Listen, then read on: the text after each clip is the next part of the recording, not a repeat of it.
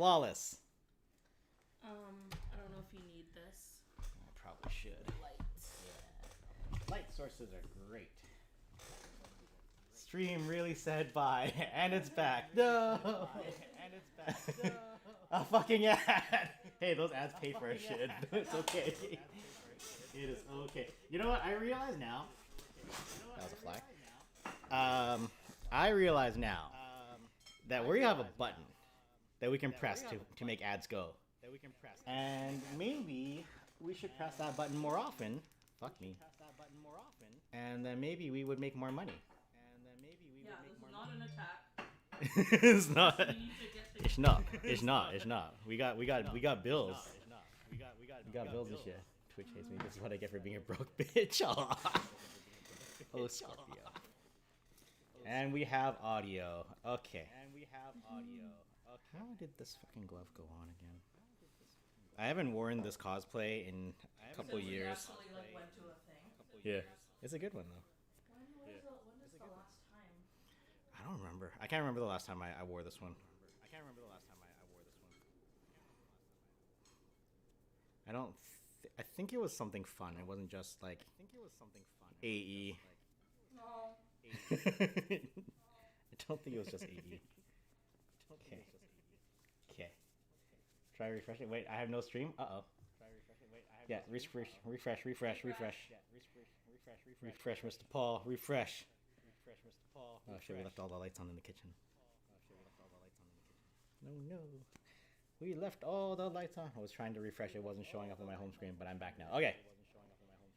As long as you back now, we are okay. What a silly glove I made, hey? And it loops on the fingers to do the thing. Because one time I was watching Capcom Cup after never watching Capcom Cup, and Because I was into it. Ash was into Street Fighter, so I'm like, alright, I'll watch Street Fighter with Ash. And I saw Tokido fucking wreck face as Yoon. And I'm like looking at this character, I'm like, you know what? I could probably cosplay that. And I did. And it's great. Wasn't I just the one that got you in fighting game community in general? Yeah, like definitely a lot harder than before. I cared a little bit about it, but not. I didn't care about it. I knew it existed. I appreciated that it existed, but I just didn't really follow it. Anyways, look at all this stuff on the back of this chair that we don't need right now. All right, now I have audio. Oh no, I just realized that I had the stream and there was an echo. Yes, there was an echo. I screwed up. I'm sorry. I turned on the audio on the Twitch website to make sure that the audio was working, and it is. So, yay. All right. It is a hella quiet audio right now. Let us get back to that. Also, I'm gonna put it out there. Y'all haven't jump scared me once this whole year. We got means to do that. We got a lot of alerts ready to go. And you guys got real easy on me. Mostly I'm not complaining, but you know, I'm just saying. Don't jinx it. Hey man. Alerts mean people are following or subbing or rating or throwing bits, and then that's the good stuff. That's the good stuff. That is the good stuff. Anyways, I should also reshare this one on the Facebooks for my friends. Yeah, shared. Alright, Facebook, go away. YouTube is probably fine. Let's play some royalty-free music. Huzzah. Okay. So, hello. Here we are. We have rice. The rice is very dry. They're gonna fuck up my throat later. Well, this will be fine. Alright. So, we've got a lot of stories to tell, including the other part of my Extra Life obligations. It was a story. I was like, okay, we are going to all contribute and give me some prompts, things to write about, and I will try to fit them all into the story. And I got so many very different, very incongruent prompts from a whole bunch of people, including my asshole brother, who gave me some shit just to rag with me. He's not even gonna watch this. I know he's not gonna watch this. But he had to go and say his thing too, so I gotta add his shit too. Which is really just shit that all my brothers used to rag on me, so fucking whatever. So where should we start today? So, we have some options today. Would you like some, actually, there's a couple of these stories I haven't even read yet. Ooh, actually, you know what?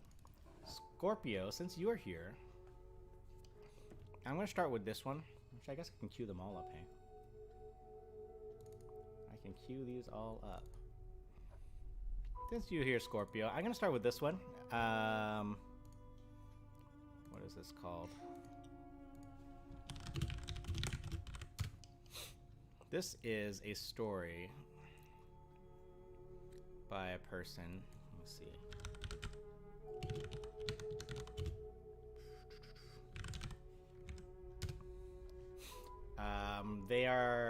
I think they're Argentinian.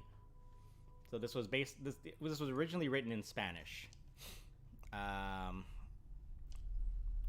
it was translated in English. And it's a very Mesoamerican story. So maybe you will enjoy. So let's start with this one. So where is properties? And I'm not reading any Stephen King tonight. That's enough Stephen King. That was rough. Let me see here. What story? I have so many tabs open right now. When did you write this story?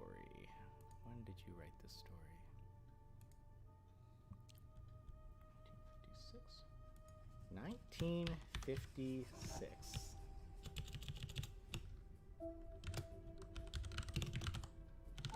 Oh no. Oh no, it's got a this dude's name's got a letter with an accent on it. Okay. All right, so I skimmed through it a bit. I read a bit of what it's about. This one seems pretty interesting. I think it'll be a good starting point for some spoopy shits. So let's get started. So originally, this story in Spanish was called La Noche Boca Arriba. Translates to The Night Face Up by Julio Cortázar. And this should be fun. Where is my story?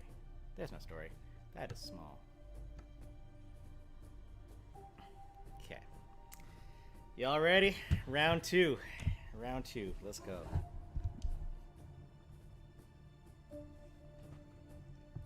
I need that boiling water real soon. Alright. Get the footrest out so I can chill. Alright, so The Night Face Up by Julio Cortázar.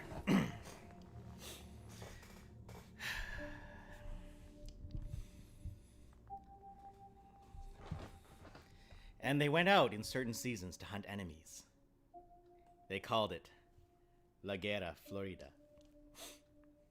Halfway down the hotel's long corridor, he thought, it must be late, and he rushed out to the street and took his motorcycle from the corner where he had permitted the doorman to guard it. The clock on the corner showed 10 till 9.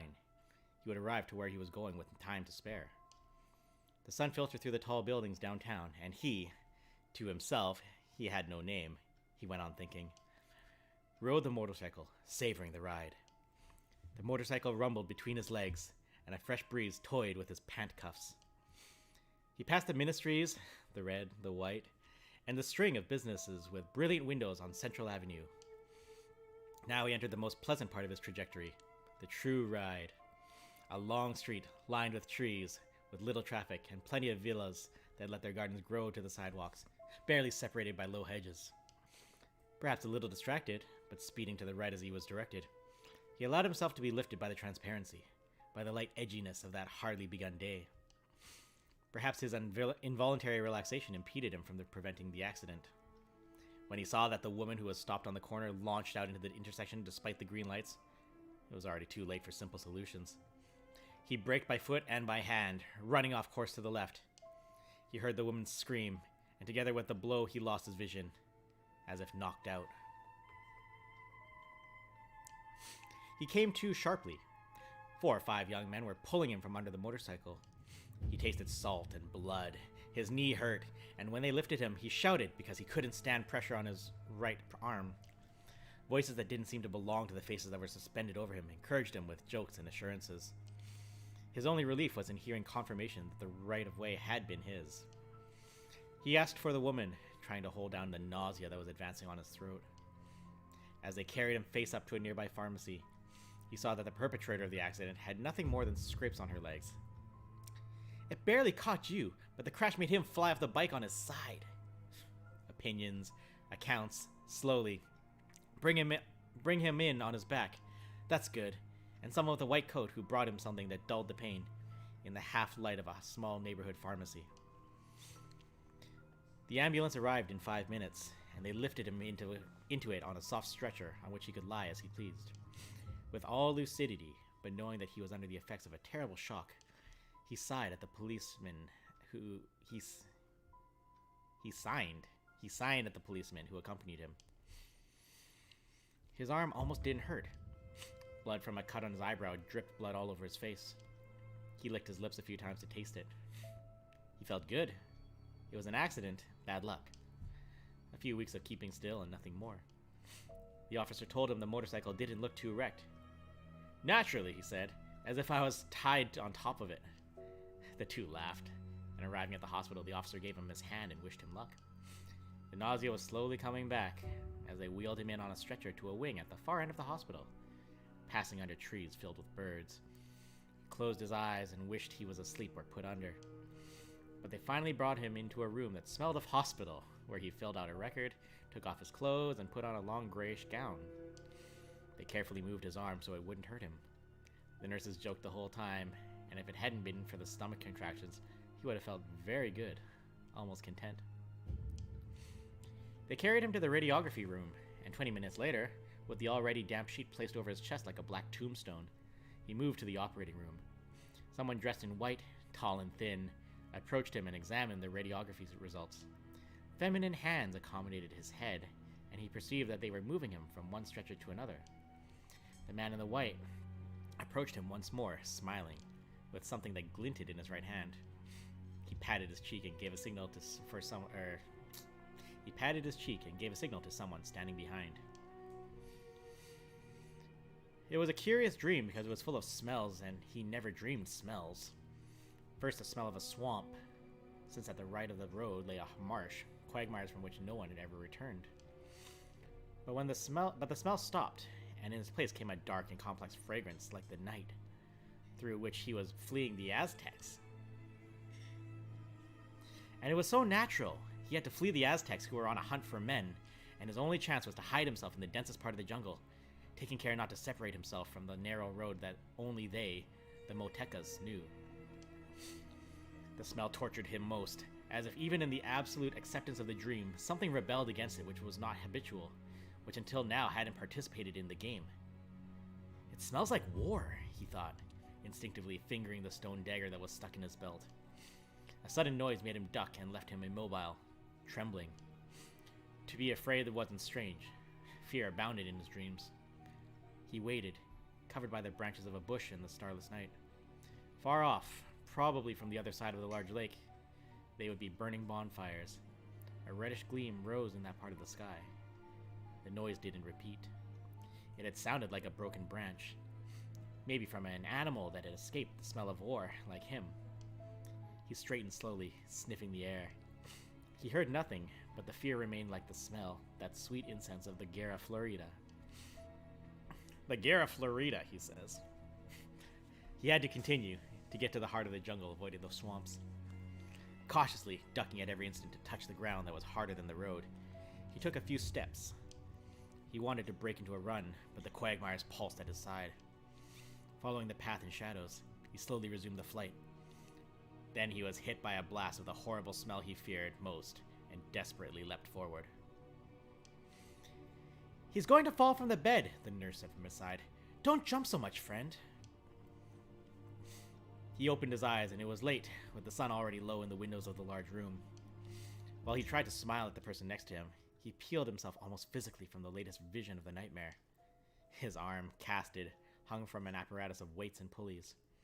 He was thirsty, as if he had been running for miles, but they didn't want to give him much water, just enough to wet his lips and have a gulp. The fever was slowly worsening, and he could have been able to sleep once again, but he enjoyed the pleasure of staying awake, eyes half open, listening to the dialogue of the other patients, responding from time to time to a question. He saw a small white trolley arrive that they placed beside his bed.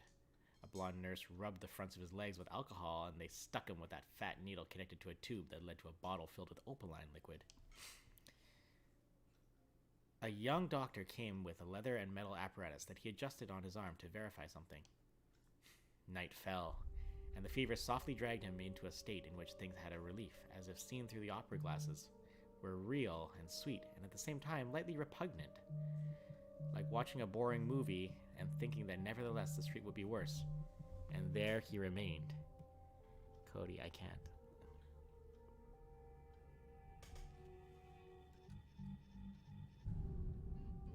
Sorry, Cody. Streaming right now. He wanted to video something to show me. Never not working. Where was I? Opaline liquid. The young doctor came with a leather metal apparatus. Night fell, and the fever softly dragged him into a state in which things had a relief, as if seen through opera glasses, were real and sweet, at the same time lightly repugnant. Like watching a boring movie and thinking that nevertheless the street would be worse. And there he remained. A marvelous cup of golden soup arrived, smelling of leek, of celery, of parsley. A slice of bread, more precious than an entire banquet, crumbled bit by bit. His arm didn't hurt anymore, and only his eyebrow, where they had stitched, sizzled at times with a short, hot, shooting pain. When the windows in front of him became stained with a dark blue, he thought that it wouldn't be difficult to sleep. But when he passed his tongue over his hot, dry lips, he tasted soup, and he sighed with happiness, abandoning himself. First there was confusion, and for a moment all his senses were dulled or mixed. He understood that he was running in total darkness, though the branch-crossed sky above him was less black than the rest. The road, he thought. I left the road. His feet sank into a mattress of leaves and mud, and he couldn't take a step without the twigs of the bushes lashing his torso and legs. Panting, knowing himself to be cornered despite the darkness and the silence, he lowered himself to listen. Perhaps the road was near. With the first light of day he would see it again. Nothing would help him find it now. The hand that clutched his dagger without his knowing rose like a scorpion from the marsh to his neck, where an amulet hung. Barely moving his lips, he murmured the corn prayer that brings good moons, and he begged to the Most High, watching over the the good Motekas. But he felt at the same time that his knees were slowly sinking in the mud, and his weight in the thicket's strange darkness became unbearable. The Guerra Florida had begun with the moon, had already passed for 3 days and 3 nights. If he could find refuge in the depths of the jungle, abandoning the road for the swamps, then maybe the warriors wouldn't follow his trace. He thought of the many prisoners they would have captured by now, but the number didn't matter, only the sacred time. Everything has its number and its end, and he was in the sacred hour, on the other side of the hunters. He heard the shouts and straightened with a jump, dagger in hand. As if the sky had lit the horizon on fire, he saw torches moving amidst the branches close by. The smell of war was unbearable, and when the first enemy jumped to his neck, he almost felt The smell of war was unbearable, and when the first enemy jumped to his neck, he almost felt pleasure in sinking the stone blade into his chest. The lights already surrounded him, the exuberant shouts. He reached to cut the air once or twice, and then a rope trapped him from behind. It's the fever, said the one in the bed next to his. It happened the same way to me when they operated on my duodenum. Drink some water and you'll sleep well. You'll see. Compared to the night from whence he came, the room's tepid shadow seemed delicious. A violet lamp watched over him from the top of the back wall like a protecting eye. He heard a cough, some hard breathing, at times dialogue in lowered voices. All was pleasant and secure, without that pursuit, But he knew he shouldn't keep thinking of the nightmare. There were plenty of things to entertain him. He devoted himself to viewing the cast on his arm, the pulleys that so comfortably sustained it in the air. They put a bottle of mineral water on his nightstand. Yes, I have a nerve tick. I can't control it. That's my life. It does look awful though, I agree. What? Oh, comment from a new person. What was the comment? Cool tick. I wouldn't call it cool. It's just, it is what it is. Yes, you're a new face. Hello, welcome. Mind yourself, please. Where were we? Compared to the night from whence he came, the room's tepid shadow seemed delicious.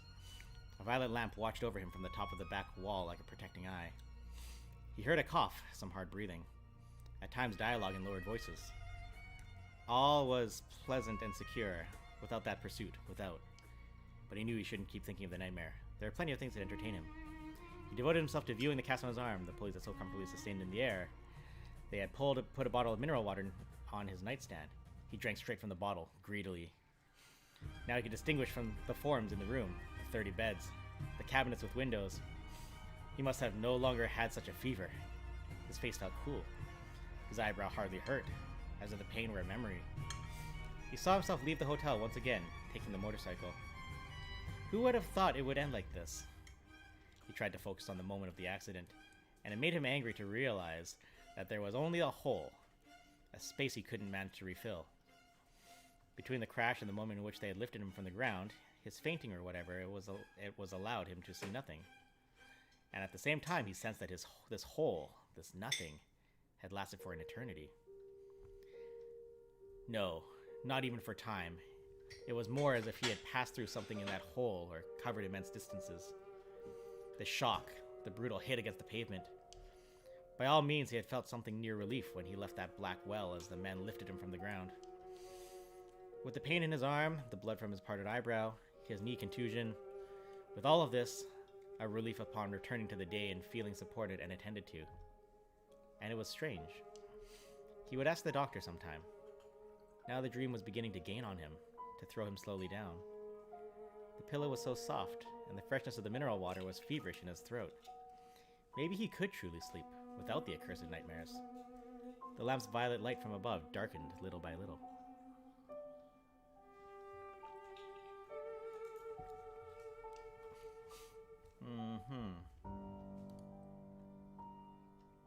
Bye, bitch. Enough of that. Since he slept on his back, the position in which he found himself didn't surprise him, but instead the odor of humidity, of damp rock, caught his throat and forced him to wake up. It was useless to open his eyes and look about. Absolute darkness enveloped him. He wanted to straighten up and felt the ropes around his wrists and hands. He was fastened with stakes to the ground on an icy damp stone slab platform. The cold went over his exposed back, his legs. With his chin, he clumsily sought contact with his amulet, and he realized that they had taken it from him. Now he was lost. No prayer could save him from his end. From far off, as if filtering through the guard room scrocks, he heard the celebration drums. They had taken him to the temple. He was in the dungeon of the temple to wait his turn. He heard a scream, a hoarse scream that rebounded off the walls.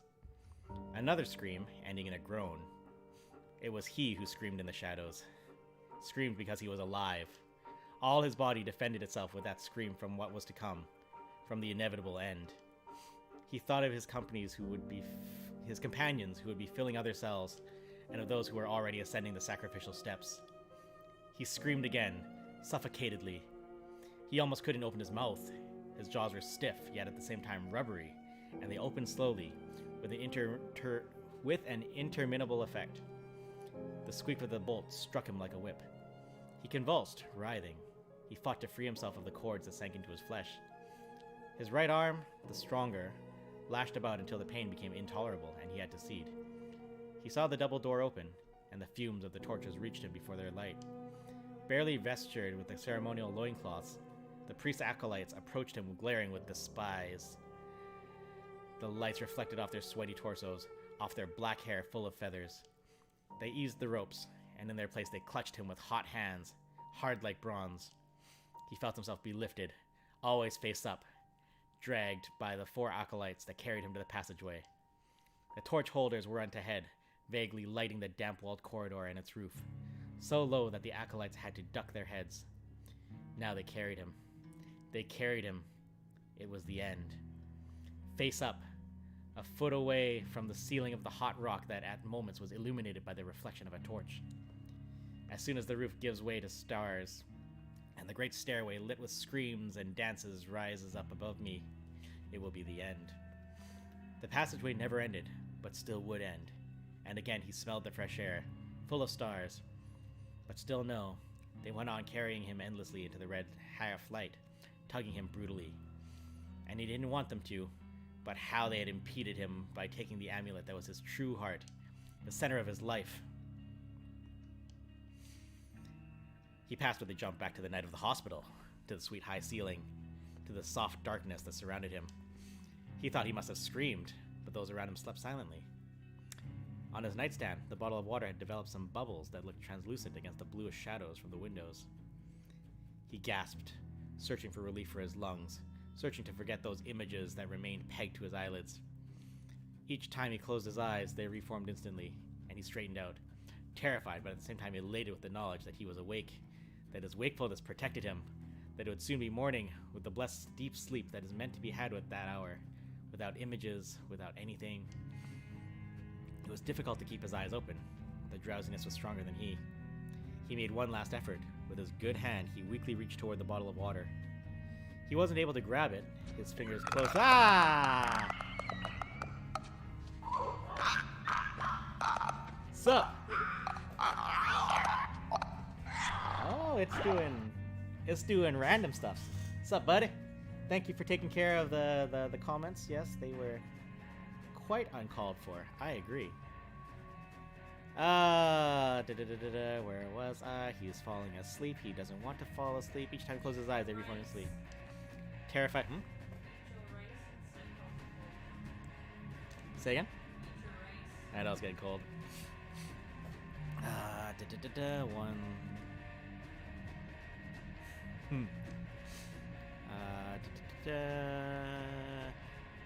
Blessed sleep that was meant to be had with that hour, without images, without anything.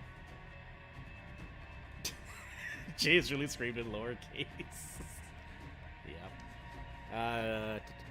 It was difficult to keep his eyes open. The drowsiness was stronger than he. He made one last effort. With his good hand, he weakly reached toward the bottle of water.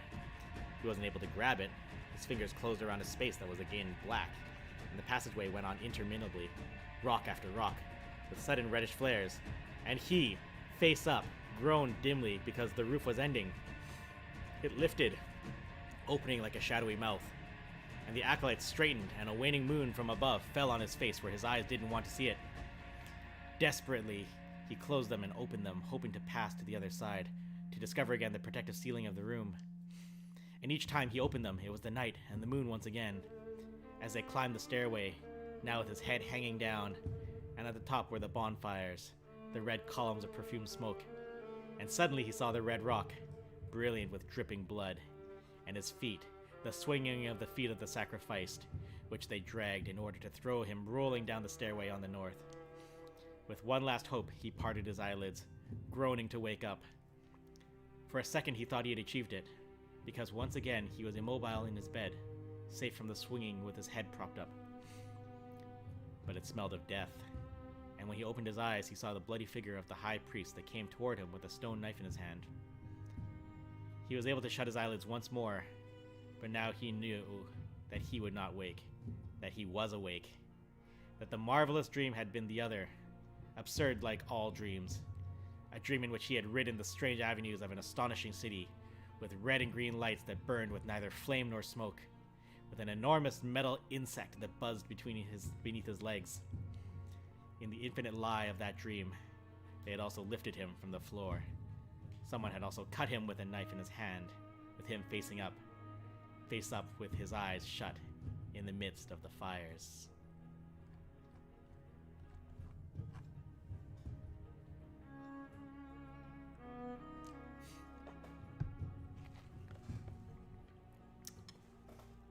I need to eat my rice.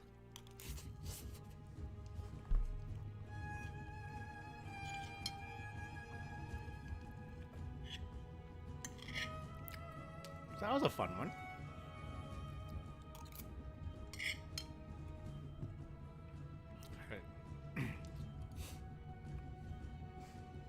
As like James really screamed in lowercase. We'll see what happens. If fucking Stephen Bones hits me with another like 100-person raid or something, oh, we're gonna have a bad time. Let's see, can I remove things from here? Yes, yes I can. Will that take it away? Maybe not. So be it. Alright. So that's our first story for the night. It's only 9 o'clock. That's not bad. So what do we got here still?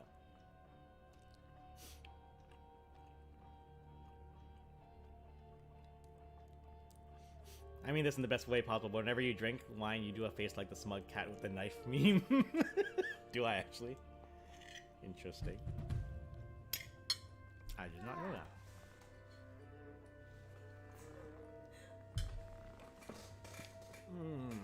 They just threw it. Ash threw me a friend. Hi. Alright, so that was the night face up. Yeah. So we got Nar. What do you guys want to hear next? I've got a lot of stories that I've never read myself. That's the real jump scare. Oh, I don't know about that. Okay. Who do you guys want now? Would you like Charlotte Perkins Stetson? Would you like Arthur C. Clarke? Would you like Neil Gaiman? Or would you like James Lang featuring like a dozen other people? What do you want next?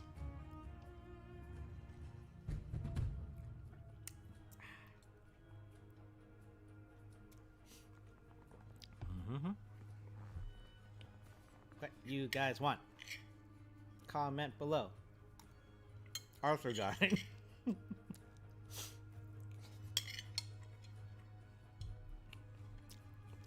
Arthur C. Clarke. His smug aura mocks me. Oh, just you wait, Scorpio. Just you wait.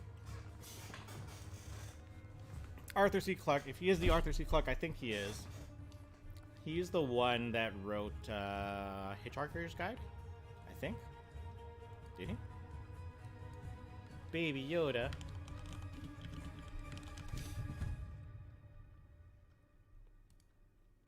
Are you the guy that wrote Hitchhiker's Guide from Space Odyssey?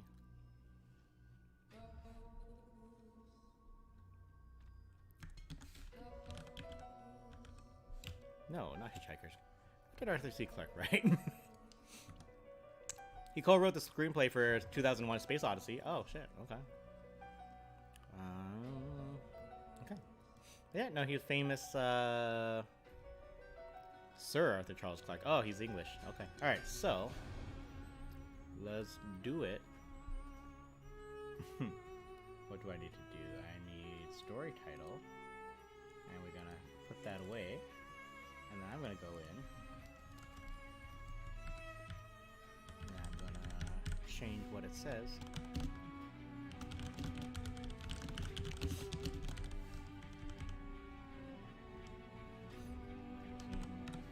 '53. Oh, this is borderline contemporary with Julio Cortázar, actually. Okay, so I gotta shrink this so that everything fits on the thing. or I need to...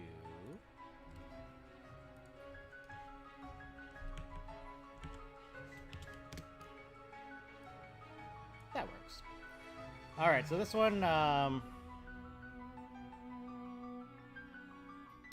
this one, I got off a list of stories. I literally searched fucked up short stories, and I found a Reddit thread that everyone was sharing fucked up short stories. So this is one of them. Should be pretty fun.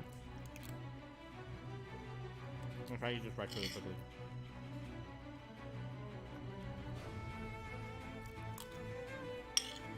One more. One more, we'll get back to reading.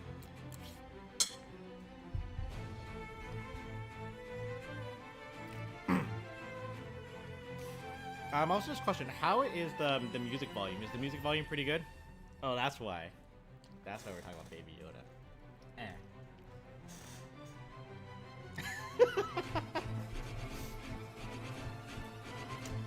didn't do that for so long. Oh, well, Scorpio was like, Baby Yoda! And I didn't realize. You need to wait till you see the playback. Nice. Alright. So yeah, this is on a list of... So my Baby Yoda... I made fried rice too. Hey! I hope yours looks better than mine. Audio's a little loud, but it's fine. Okay, I can change that because it's pretty loud for me too right now. So I will go directly into the source of the audio and make it slightly quieter. I will leave the stream audio fine. Squats, why? God damn it. Got him. My Baby Yoda worked as a sound tech on Sunday. Nice. Hydrate. I mean, I'm drinking wine right now, so I don't know how I'll be able to hydrate. Ooh. Oh, God.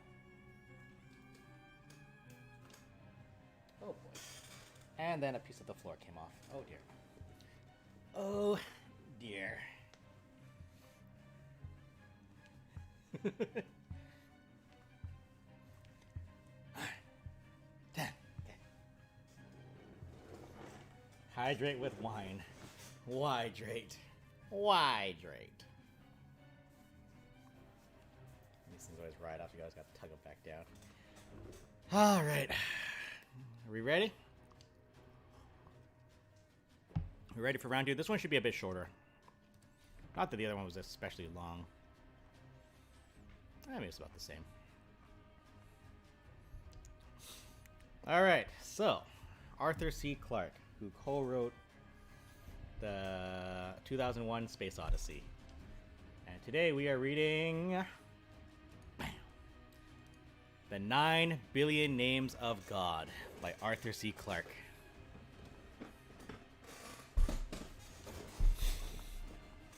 I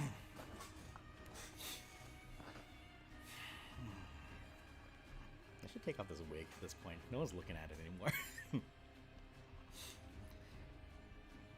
This is a slightly unusual request, said Dr. Wagner, with what he hoped was commendable restraint. As far as I know, it's the first time anyone's been asked to supply a Tibetan monastery with an automatic sequence computer. I don't wish to be inquisitive, but I should hardly thought that your, establishment had much use for such a machine. Could you explain just what you intend to do with it? Gladly, replied the Lama, readjusting his silk robe and carefully putting... That's an ad. Flu season is upon us, and we're making it... Walmart, go away. We don't need you right now. When you don't have easy access to audio. Good times. Gladly, replied the Lama, readjusting his silk robe and carefully putting away the slide rule he'd been using for currency conversions. Your Mark V computer can carry out any routine mathematical operation involving up to 10 digits. However, for our work, we are interested in letters, not numbers.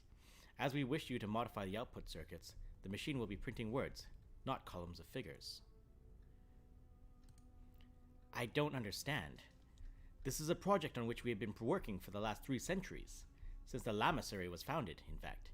It is somewhat alien to your way of thought, so I hope you will listen with an open mind while I explain it. Naturally. It is really quite simple. We have been compiling a list which shall contain all the possible names of God. To be honest, but you thought you had I thought you had a mullet the whole time. No. Nope, just a ponytail.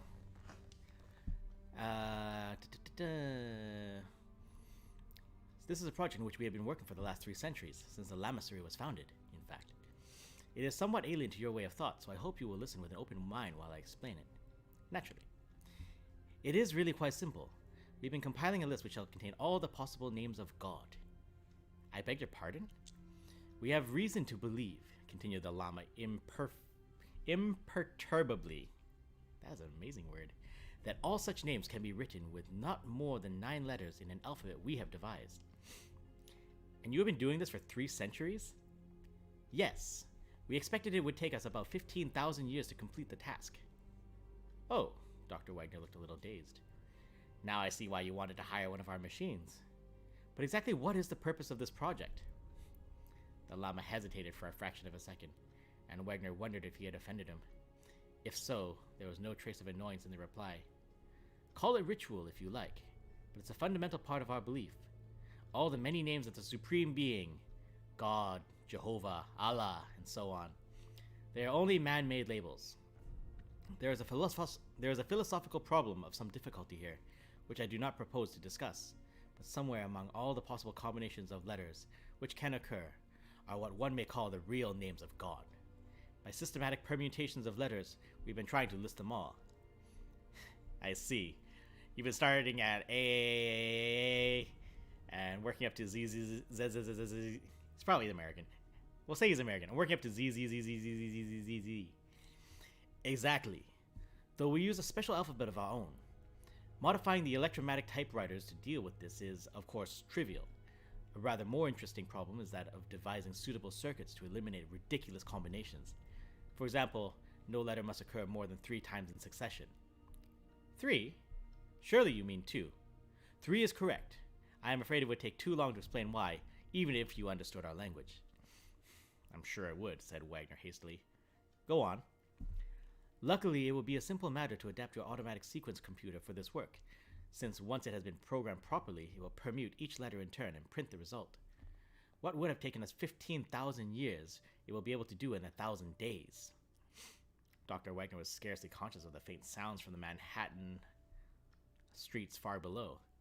He was in a different world, a world of natural, not man-made mountains. High up in their remote areas, these monks had been patiently at work, generation after generation, compiling their lists of meaningless words. Was there any limit on the follies of mankind? Surely he must give no hint of his inner thoughts. The customer was always right. There's no doubt, replied the doctor, that we can modify the Mark V to print lists of this nature. I'm much more worried about the problem of installation and maintenance. Getting out to Tibet in these days? It's not going to be easy. We can arrange that. The components are small enough to travel by air. That is one reason why we chose your machine. If you can get them to India, we will provide transport from there. And you want to hire 2 of our engineers? Yes, for 3 months, which the project should occupy. I have no doubt that personnel can manage that. Dr. Wagner scribbled a note on his desk pad. There are just 2 other points. Before he could finish the sentence, the Lama had produced a small slip of paper. This is my certified credit balance at the Asiatic Bank. Thank you. It appears to be, adequate. The second matter is so trivial that I hesitate to mention it, but it's surprising how often the obvious gets overlooked. What source of electrical energy have you? A diesel generator providing 50 kilowatts at 110 volts. It was installed about 5 years ago and is quite reliable.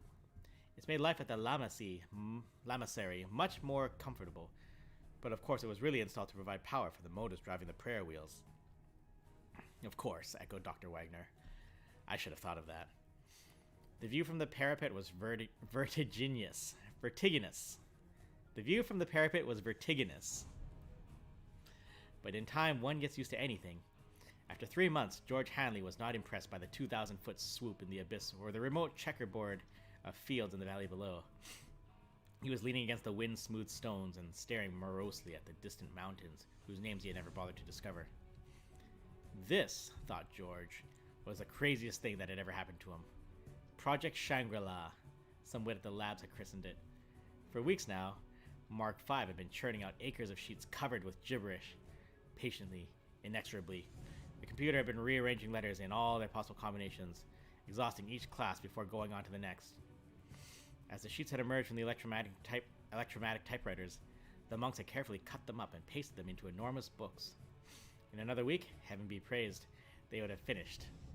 Just what obscure calculations had convinced the monks that they needn't bother to go on to words of 10, 20, or 100 letters?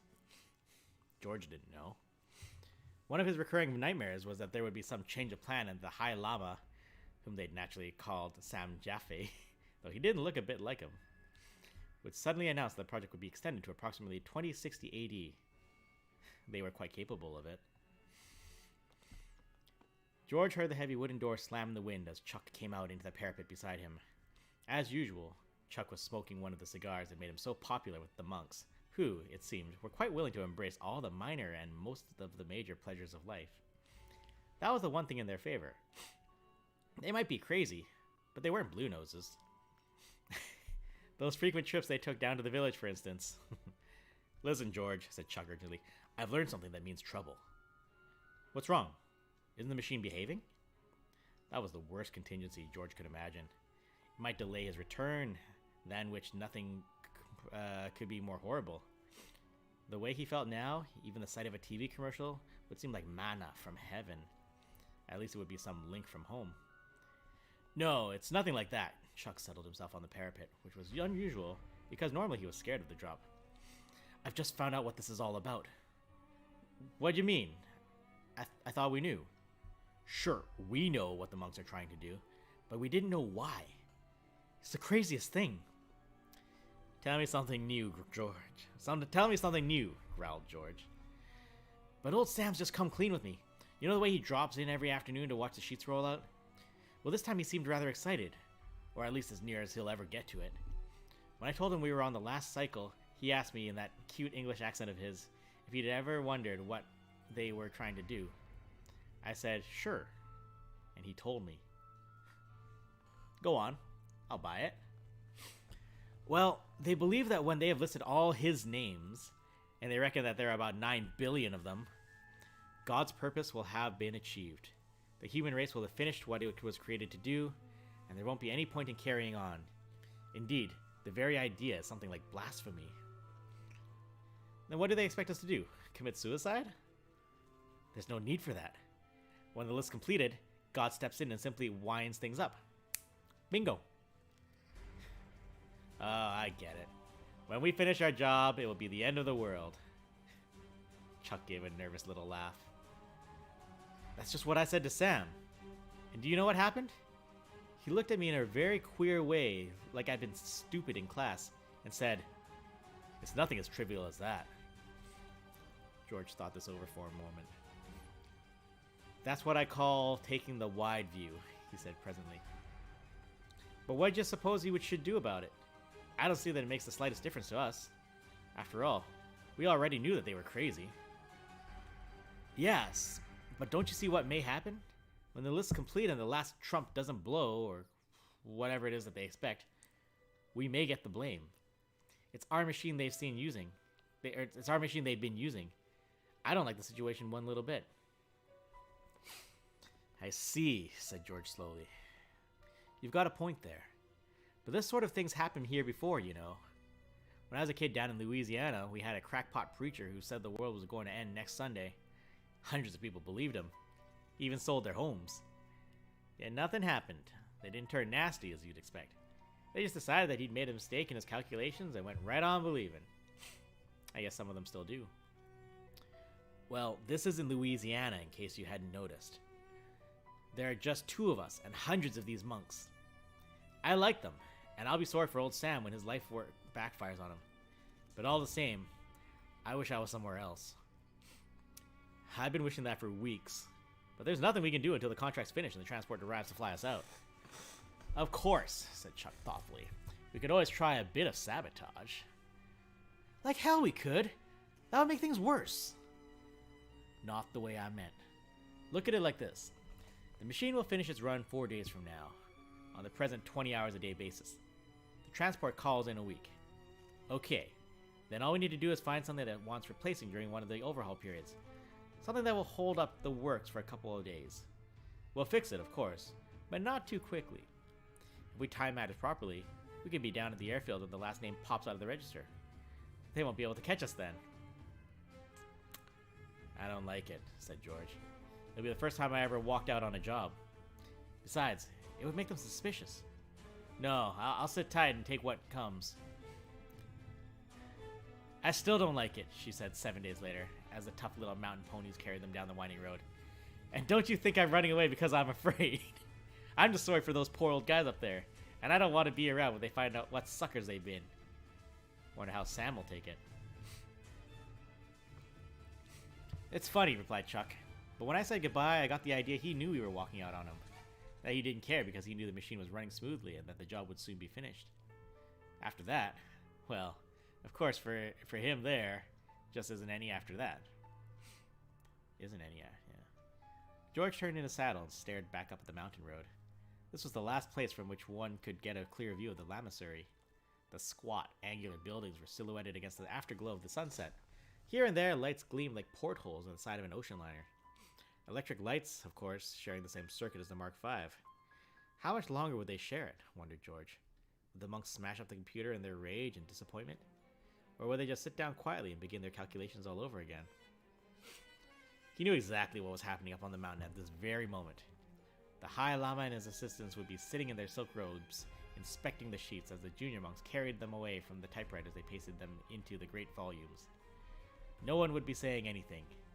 The only sound would be the incessant patter, the never-ending rainstorm, of the keys hitting the paper, for the Mark V itself was utterly silent as it flashed through it the thousands of calculations a second. 3 months of this, thought George, was enough to start anyone climbing up the wall. There she is, called Chuck, pointing down at the valley. Ain't she beautiful? She certainly was, thought George. The battered old DC-3 lay at the end of the runway like a tiny silver cross. In 2 hours, she would be bearing them away to freedom and sanity. It was a thought worth savoring, like a fine liqueur. George let it roll around in his mind as the pony trudged patiently down the slope. The swift night of the high Himalayas was now almost upon them. Fortunately, the road was very good, as roads went in this region, and they were both carrying torches. There was not the slightest danger, only a certain discomfort from the bitter cold. The sky overhead was perfectly clear and ablaze with the familiar, friendly stars. At least there would be no risk, thought George, of the pilot being unable to take off because of weather conditions. That had been his only remaining worry. He began to sing, but gave it up after a while. This vast arena of mountains, gleaming like whitely hooded ghosts on every side, did not encourage such ebullience. Presently, George glanced at his watch. Should be there in an hour, he called back over his shoulder to Chuck. Then he added in an afterthought, what if the computer's finished its run? It was due about now. Chuck didn't reply, so George swung around in his saddle. He could just see Chuck's face, a white oval turned toward the sky. Look, whispered Chuck, and George lifted his eyes to heaven. There is always a last time for everything. Overhead, without any fuss, the stars were going out.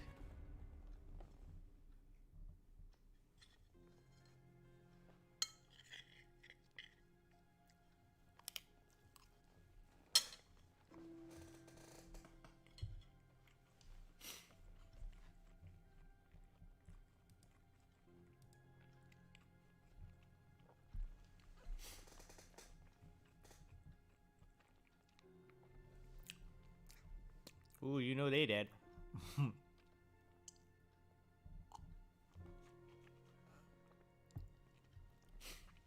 Good times. So we're all having a good time tonight. We're all comfy. We're all relaxed. We're all enjoying life. Was the music dip intentional? No, it's just running. It's because it was great.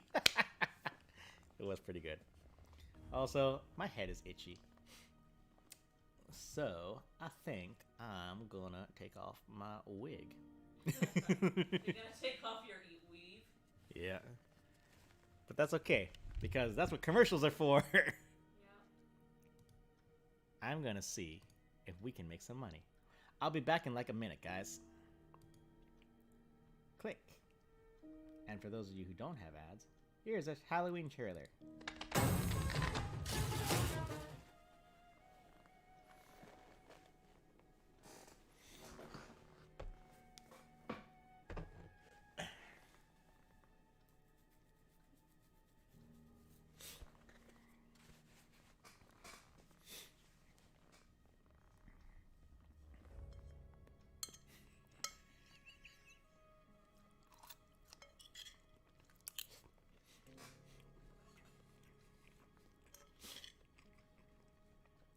Oh.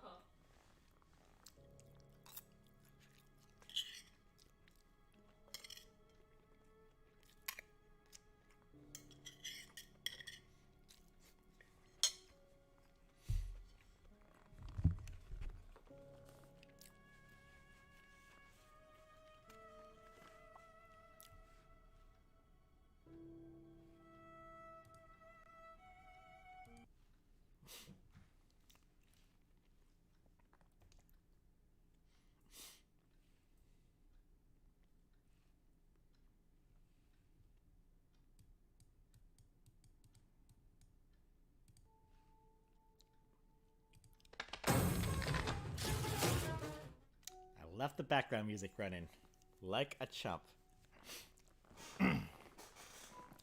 Papa James needs a bigger walk. I kind of do now. I didn't think I would. But now I live in a home of two people. And now I need a bigger walk. Who knew? All right. Round 3. Do we want Neil Gaiman? Do you want Charlotte Perkins Stetson? Or do we need to fulfill part 2 of the Extra Life obligations?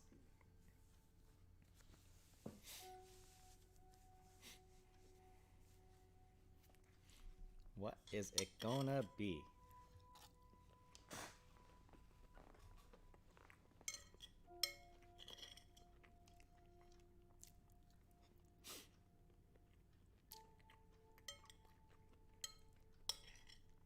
Like I was thinking I could finish with the homemade story, but I don't know how the time is gonna go. I haven't taken a live run at it yet. I don't know how long it's gonna be. Could be like half an hour. Could be more than half an hour. It is shorter than the last year's story, but we'll see.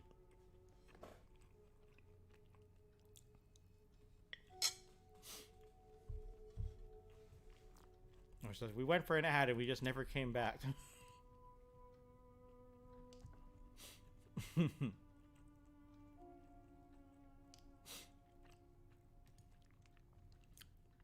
Alright, well.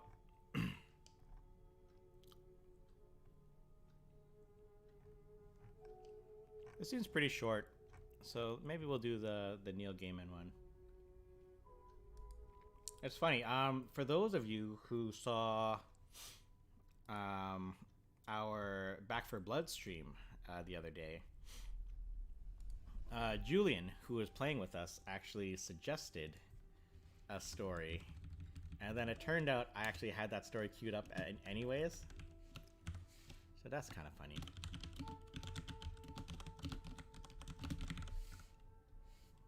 Okay, what year did you write this, sir?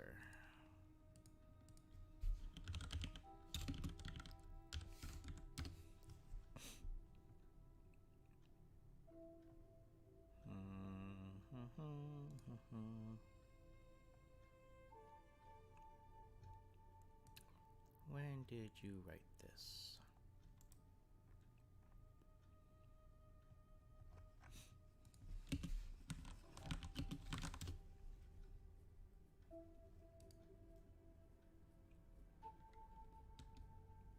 Oh, this is new. This is heckin' new. This is 2012, I think.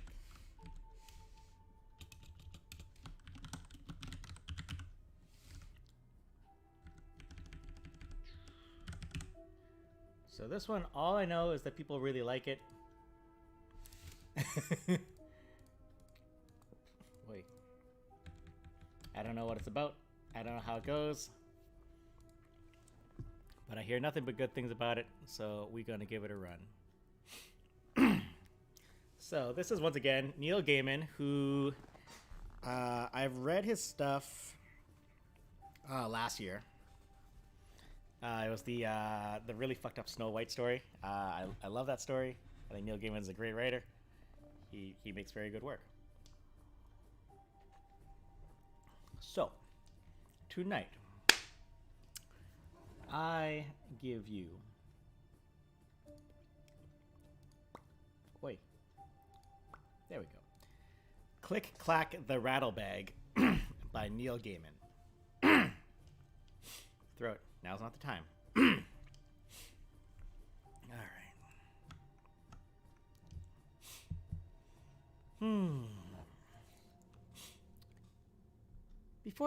Before you take me up to bed, will you tell me a story? Do you actually need me to take you up to bed? Asked the boy. He thought for a moment. Then, with intense seriousness, yes, actually, I think you do. It's because of... I finished my homework, and so it's my bedtime, and I am a bit scared. Not very scared, just a bit. But it is a very big house, and lots of times the lights don't work, and it's a sort of dark. I reached over and tousled his hair. I can understand that, I said. It is a very big old house. He nodded. We were in the kitchen, where it was light and warm. I put down my magazine on the kitchen table. What kind of story would you like me to tell you? Well, he said thoughtfully, I don't think it should be too scary, because then when I go up to bed, I will just be thinking about monsters the whole time. But if it isn't just a little bit scary, then I won't be interested. And you make up scary stories, don't you? I know she says that's what you do.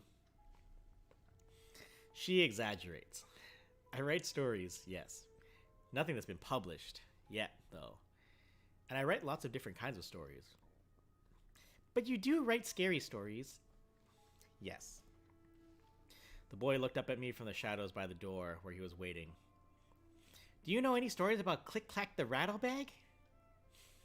I don't think so. Those are the best sorts of stories. Do they tell them at your school? He shrugged. Sometimes. What's a Click Clack the Rattlebag story? He was a precocious child and was unimpressed by his sister's boyfriend's ignorance. You could see it on his face.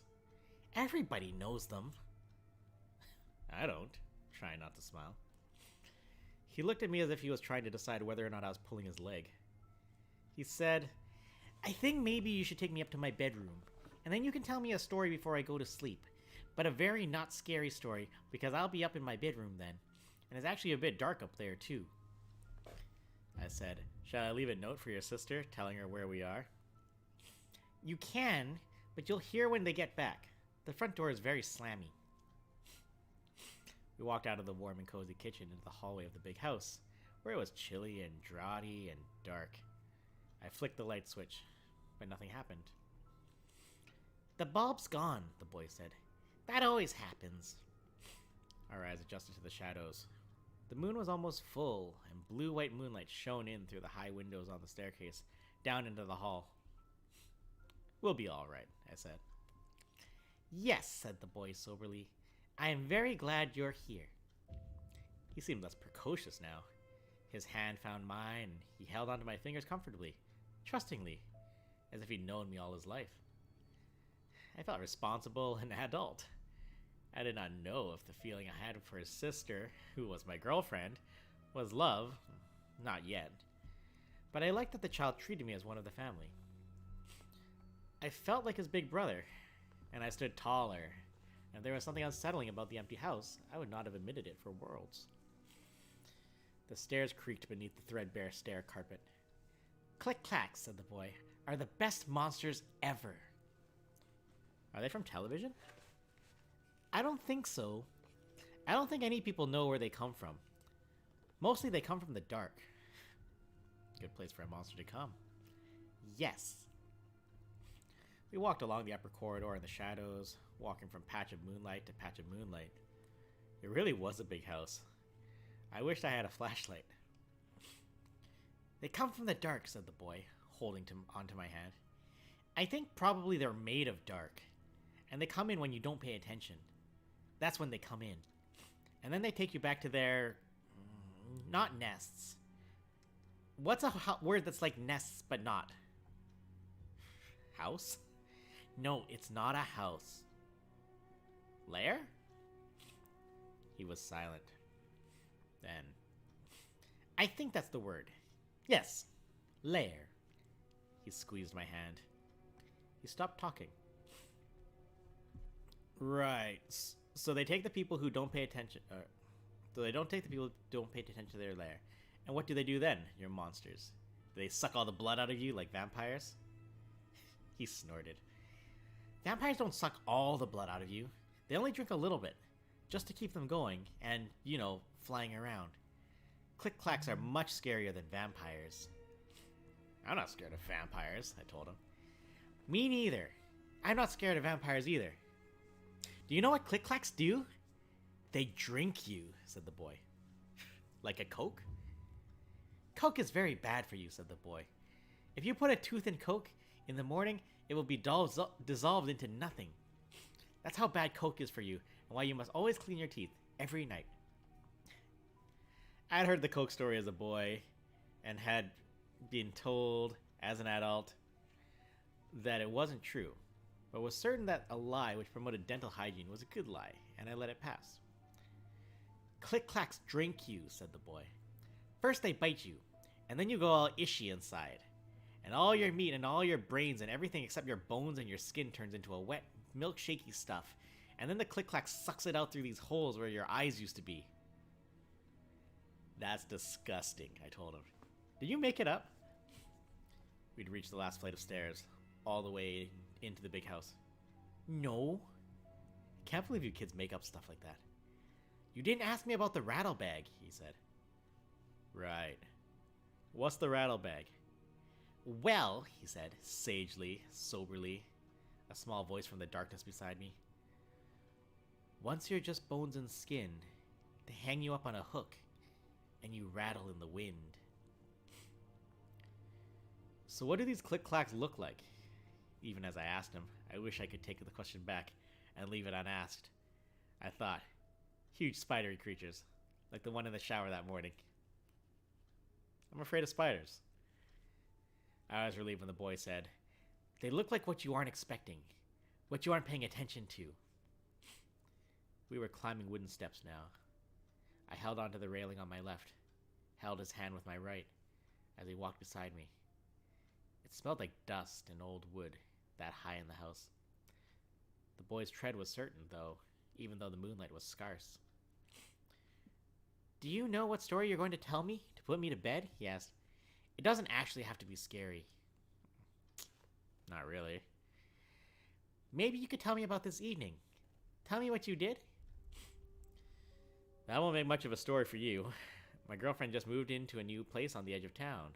She inherited it from an aunt or someone. It's very big and very old. I'm going to spend my first night with her tonight.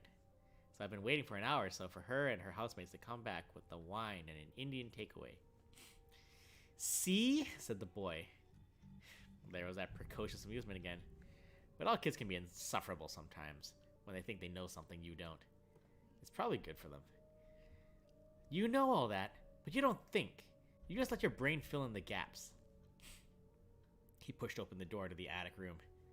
It was perfectly dark now, but the opening door disturbed the air, and I heard things rattle gently, like dry bones in thin bags, in the slight wind. Click-clack, click-clack, like that. I would have pulled away then, if I could, but small, firm fingers pulled me forward, unrelentingly, into the dark. Yo. Oh, shit! Oh, shit! There's the goosebumps. There's the goosebumps. That happened. It happened. Yo.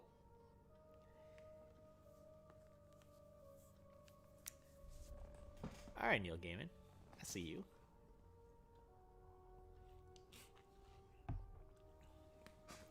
It's like, I figured that's kind of how it was going to go, but it's like, damn, man, that hit. The rice is heckin' cold right now. Hey, to the bam. Yeah, it was pretty. It was fun. It's short, sweet, short and sweet. Can't go wrong.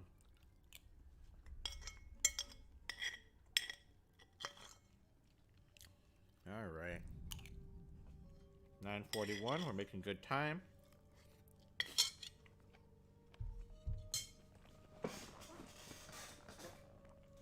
The rice is done. All right. Okay. So I only really have 2 more prepared unless we go look for some more right fucking now. What do you all want to hear?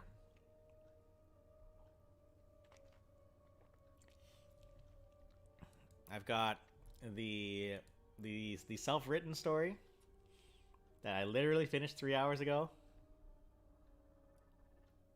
4 hours ago?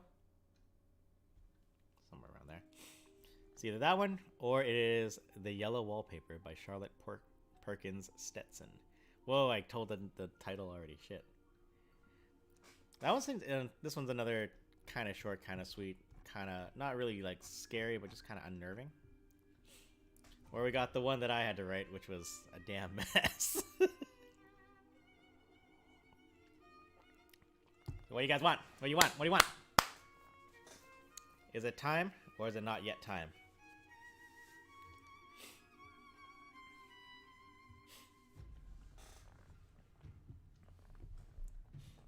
Or we're all just busy. Let's see. What is this?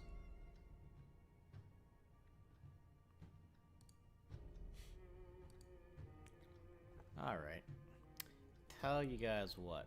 Let's go into this one.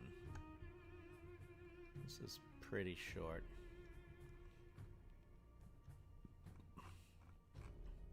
Apparently it's a bit of a mind screw. Let's set this up. Alright. So this is... properties. So how have you guys been so far this month? I am damn exhausted. I'm in my final week of Halloween. And it is not going quietly into the night. Trying to remember the name of the story. Okay. Yeah, if you go and we'll see how much time we have and we can hit that. Alright. When were you written?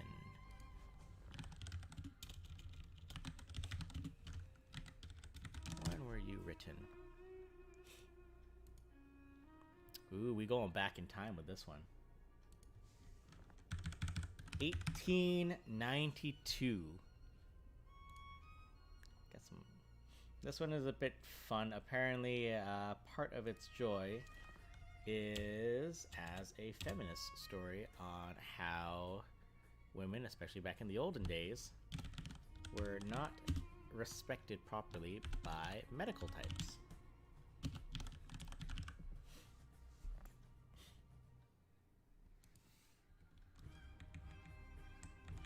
So, without further ado, the second last story of the night, unless we find something else, we have Shabam, The Yellow Wallpaper by Charlotte Perkins Stetson.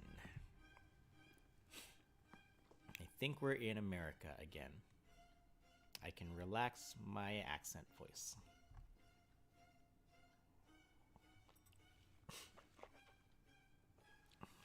I will need to switch to hot water soon. But not yet.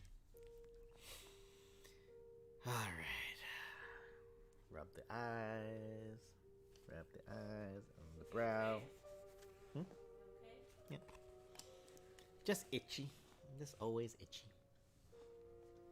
Okay. The Yellow Wallpaper by Charlotte Perkins Stetson. It is very seldom that mere ordinary people like John and myself secure ancestral halls for the summer. A colonial mansion, a hereditary estate, I would say a haunted house, and reach the height of romantic felicity. but that would be asking too much of fate. Still, I will proudly declare that there is something queer about it. Else, why should it be left so cheaply? And why have stood so long untenanted? John laughs at me, of course, but one expects that in marriage. John is practical in the extreme. He has no patience with faith, an intense horror of superstition, and he scoffs openly at any talk of things not to be felt and seen and put down in figures. John is a physician, and perhaps, I would not say to a living soul, of course, but this is the dead paper and a great relief to my mind. Perhaps that is one reason I do not get well faster. You see, he does not believe I am sick. And what can one do? If a physician of high standing and one's own husband assures friends and relatives that there's really nothing the matter with one but temporary nervous depression, a slight hysterical tendency, what's one to do? My brother is also a physician and also of high standing, and he says the same thing. So I take phosphates or phosphites, whichever it is, and tonics, and journeys, and air, and exercise, and I'm absolutely forbidden to work until I'm well again. Personally, I disagree with their ideas. Personally, I believe that congenial work with excitement and change would do me good. But what is one to do? I did write for a while in spite of them, but it does exhaust me a good deal, having to be so sly about it or else meet with heavy opposition. I sometimes fancy that in my condition, if I had less opposition and more society and stimulus. But John says the very worst thing I can do is to think about my condition, and I confess it always makes me feel bad. So I will let it alone and talk about the house. The most beautiful place. It is quite alone, standing well back from the road, quite 3 miles from the village. It makes me think of English places that you read about, with their hedges and walls and gates that lock, and lots of separate little houses for the gardeners and people. There is a delicious garden. I never saw such a garden. Large and shady, full of box-bordered paths and lined with long grape-covered arbors with seats under them. There were greenhouses too, but they are all broken now. There was some legal trouble, I believe. Something about the heirs and co-heirs. Anyhow, the place has been empty for years. That spoils my ghostliness, I'm afraid. But I don't care. There's something strange about the house. I can feel it. I even said so to John one moonlight evening, but he said that what I felt was a draught and shut the window. I get unreasonably angry with John sometimes. I'm sure I never used to be so sensitive. I think it is due to this nervous condition. But John says if I feel so, I shall neglect proper self-control. So I take pains to control myself, before him at least, and that makes me very tired. I don't like our room a bit. I wanted one downstairs that opened on the piazza and had roses all over the window and such hot, pretty, old-fashioned chintz hangings. John would not hear of it. He said there was only one window and not room for 2 beds, and no near room for him if he took another. He is very careful and loving, and hardly lets me stir without special direction. I have a scheduled prescription for each hour on the day. He takes all care from me, and so I feel basely ungrateful not to value it more. He said we came here solely on my account, and that I was to have perfect rest and all the air I could get. "Your exercise depends on your strength, my dear," said he, "and your food somewhat on your appetite, but air you can absorb all the time." So he took the nursery at the top of the house. It is a big, airy room, the whole floor nearly with windows that look all ways, and air and sunshine galore. It was nursery first, and then playroom and gymnasium, I should judge. For the windows are barred for little children, and there are rings and things in the walls. The paint and paper look as if a boys' school had used it. It is stripped off, the paper, in great patches all around the head of my bed, about as far as I can reach, and a great place on the other side of the room, low down. I never saw a worse paper in my life. One of those sprawling flamboyant patterns committing every artistic sin.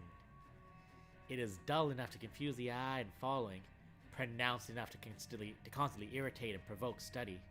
And when you follow the lame uncertain curves for a little distance, they suddenly commit suicide, plunge off in outrageous angles, destroy themselves in unheard of contradictions. The color is repellent, almost revolting, a smoldering, unclean yellow, strangely faded by the slow turning sunlight. It is a dull, yet lurid orange in some places, a sickly sulfur tint in others. No wonder the children hated it. I should hate it myself if I had to live in this room long. There comes John, and I must put this away. He hates to have me write a word. We've been here 2 weeks, and I haven't felt like writing before, since that first day. I am sitting by the window now, up in this atrocious nursery, and there is nothing to hinder my writing as much as I please, save lack of strength. John is away all day, and even some nights when his cases are serious. I am glad my case is not serious. These nervous troubles are dreadfully depressing. John knows not how much I really suffer. He knows there's no reason to suffer, and that satisfies him. Of course, it is only nervousness. It does weigh on me so not to do my duty in any way. I meant to be such a help to John, such a real rest and comfort, and here I am, a comparative burden already.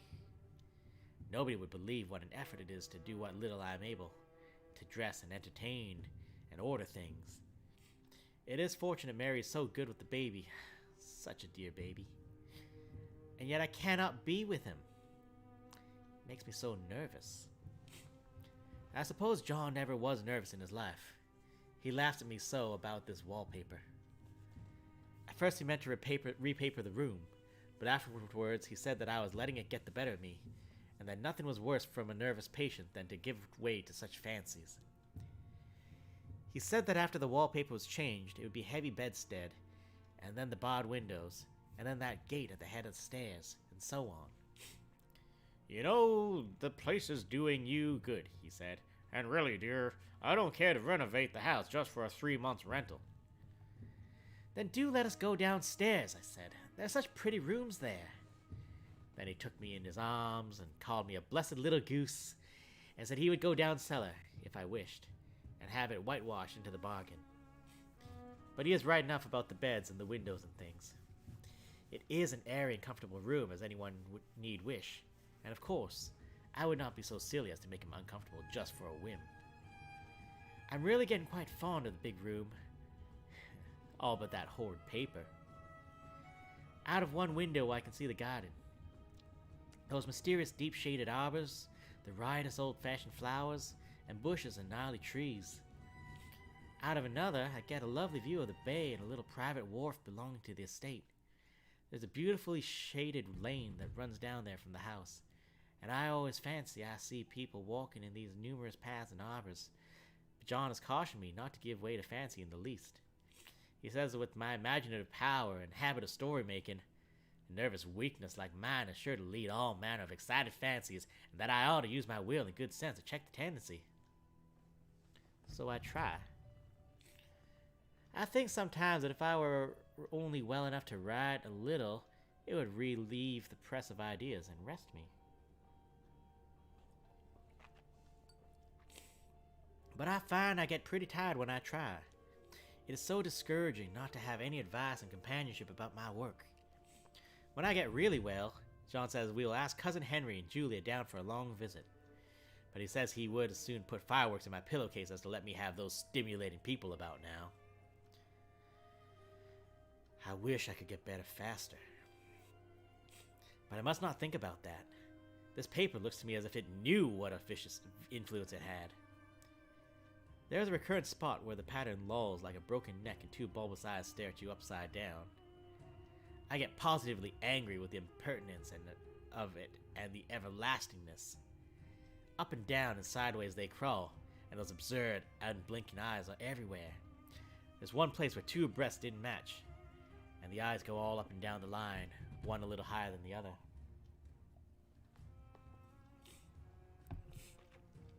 I never saw so much expression in an inanimate thing before, and we all know how much expression they have.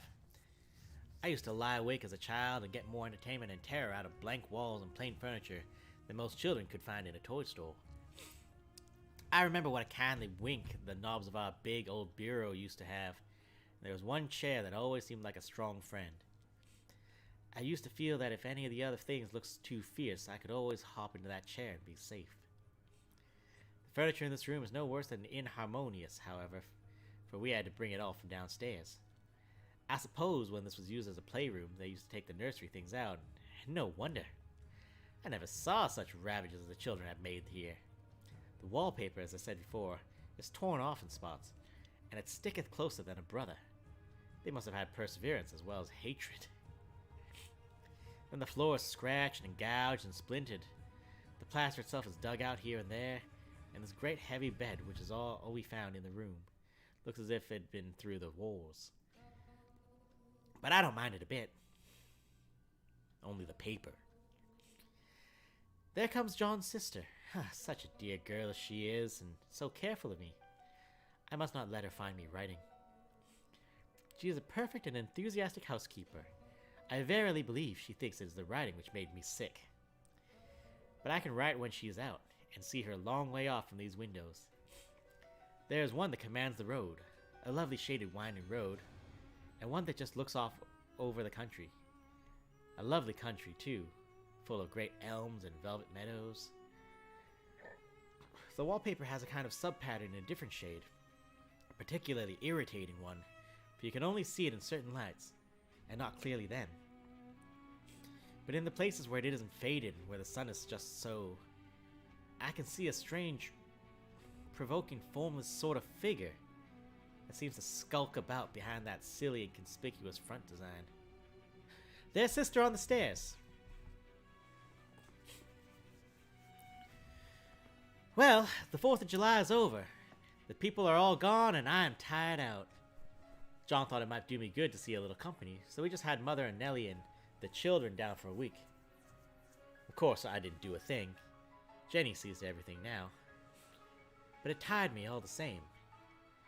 John says if I don't pick up faster, he shall send me off to Weir Mitchell in the fall. But I don't want to go there at all. I had a friend who was in his hands once, and she says he's just like John and my brother, only more so. Besides, it is such an undertaking to go so far.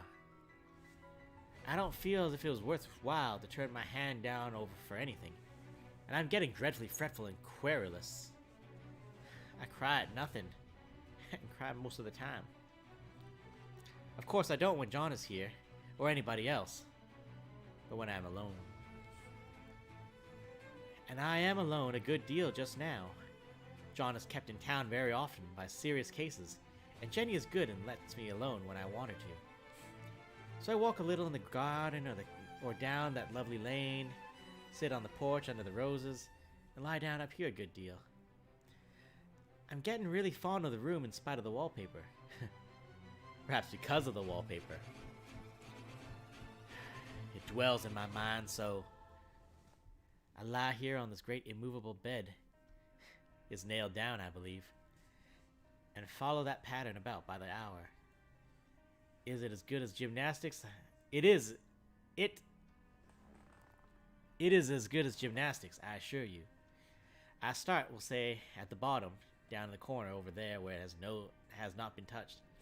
And I determine for the 1000th time that I will follow that pointless pattern to some sort of a conclusion.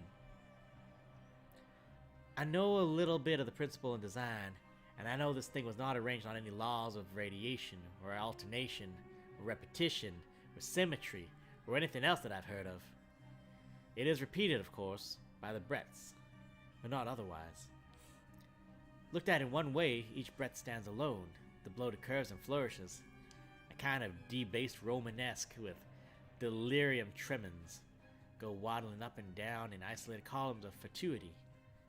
But, on the other hand, they connect diagonally, and the sprawling outlines run off in great slanting waves of optic horror, like a lot of wallowing seaweeds in this full chase. The whole thing goes horizontally too, at least it seems so, and I exhaust myself in trying to distinguish the order of the going in that direction. They've used a horizontal breadth for a frieze, and that adds wonderfully to the confusion. There's one end of the room where it's almost intact, and there, when the crosslights fade and the low sun shines directly upon it, I can almost fancy radiation after all. The interminable grotesques seem to form around a common center and rush off in headlong plunges of equal distraction. It makes me tired to follow it, I will take a nap, I guess. I don't know why I should write this. I don't want to. I don't feel able. And I know John would think it absurd, but I must say what I feel and think in some way it is such a relief. But the effort is getting to be greater than the relief. Half the time I'm awfully lazy and lie down ever so much. John says I mustn't lose my strength and has me take cod liver oil and lots of tonics and things, to say nothing of ale and wine and rare meat. Dear John. He loves me very dearly and hates to have me sick. I tried to have a real earnest, reasonable talk with him the other day and tell him how I wish he could let me go and make a visit to Cousin Henry and Julia. But he said I wasn't able to go, nor able to stand it after I got there, and I did not make out a very good case for myself, for I was crying before I'd finished. It's getting to be a great effort for me to think straight. Just this nervous weakness, I suppose. And dear John gathered me up in his arms and carried me upstairs and laid me on the bed and sat by me and read to me till it tired my head. He said I was his darling and his comfort and all he had, and that I must take care of myself for his sake and keep well. He says no one but myself can help me out of it, that I must use my will and self-control and not let any silly fancies run away with me. There's one comfort.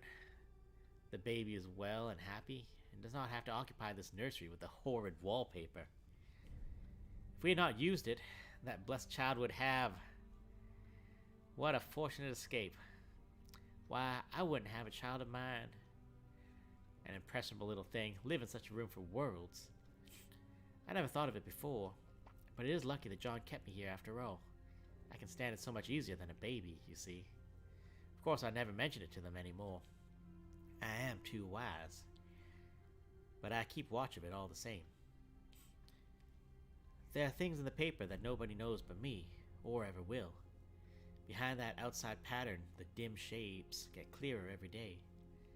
It is always the same shape, only very numerous. And it's like a woman stooping down and creeping about behind that pattern. I don't like it a bit. I wonder, I begin to think. I wish John would take me away from here. It is so hard to talk with John about my case, because he's so wise, and because he loves me so. But I tried it last night. It was moonlight. The moon shines in all around, just as the sun does. I hate to see it sometimes. It creeps so slowly, and always comes in by one window or another. John was asleep, and I hated to waken him, so I kept still and watched the moonlight on that undulating wallpaper till I felt creepy. The faint figure behind seemed to shake the pattern, just as if she wanted to get out. I got up softly and went to feel and see if the paper did move. When I came back, John was awake. "What is it, little girl?" he said. "Don't go walking about like that. You'll get cold." I thought it was a good time to talk, so I told him that I was really not gaining here, and that I wished he would take me away. "Why, darling," said he, "our lease will be up in 3 weeks, and I can't see how to leave before. The repairs are not done at home, and I cannot possibly leave town just now. Of course, if you were in any danger, I could and would, but you really are better, dear, whether you can see it or not. I'm a doctor, dear, and I know. You are gaining flesh and color. Your appetite is better. I feel really much easier about you." "I don't weigh a bit more," said I, "nor as much. And my appetite may be better in the evening than when you're here, but it's worse in the morning when you are away." "Bless her little heart," said he with a big hug. "She shall be as sick as she pleases. But now let's improve the shining hours by going to sleep, and talk about it in the morning." "And you won't go away?" I asked gloomily.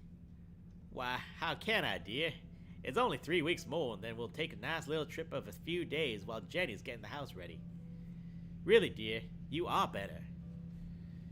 "Better in body, perhaps," I began, and stopped short, for he sat up straight and looked at me with such a stern, reproachful look that I could not say another word. "My darling," said he, "I beg of you, for my sake and for our child's sake, as well as for your own, But you will never for one instant let that idea enter your mind. There is nothing so dangerous, so fascinating to a temperament like yours. It's a false and foolish fancy. Can you not trust me as a physician when I tell you so? So of course I said no more on that score, and we went to sleep before long. He thought I was asleep first, but I wasn't. And lay there for hours trying to decide whether that front pattern and the back pattern really did move together or separately. On a pattern like this, by daylight, there's a lack of sequence, a defiance of law that is a constant irritant to a normal mind. The color is hideous enough and unreliable enough and infuriating enough, but the pattern is torturing. You think you have mastered it, but just as you get well underway in following, it turns a back somersault, and there you are. It slaps you in the face, knocks you down, and tramples upon you. It's like a bad dream. The outside pattern is a florid The outside pattern is a florid arabesque, reminding one of a fungus. If you can imagine a toadstool in joints, an interminable string of toadstools budding and sprouting in endless convolutions, why, that is something like it. That is, sometimes. There is one marked peculiarity about this paper, a thing nobody seems to notice but myself, and is that it changes as the light changes. When the sun shoots in through the east window, I always watch for that first long straight ray. It changes so quickly that I never can quite believe it. That's why I watch it always. By moonlight, the moon shines in all night when there was a moon. I wouldn't know it was the same paper. At night in any kind of light, in twilight, candlelight, lamplight, and worst of all by moonlight, it becomes bars. The outside pattern, I mean, and the woman behind it can be as plain as can be. I didn't realize for a long time that the thing which showed behind that dim sub-pattern. But now, I am quite sure it is a woman. By daylight she is subdued, quiet. I fancy it is the pattern that keeps her so still. It is so puzzling. It keeps me quiet by the hour.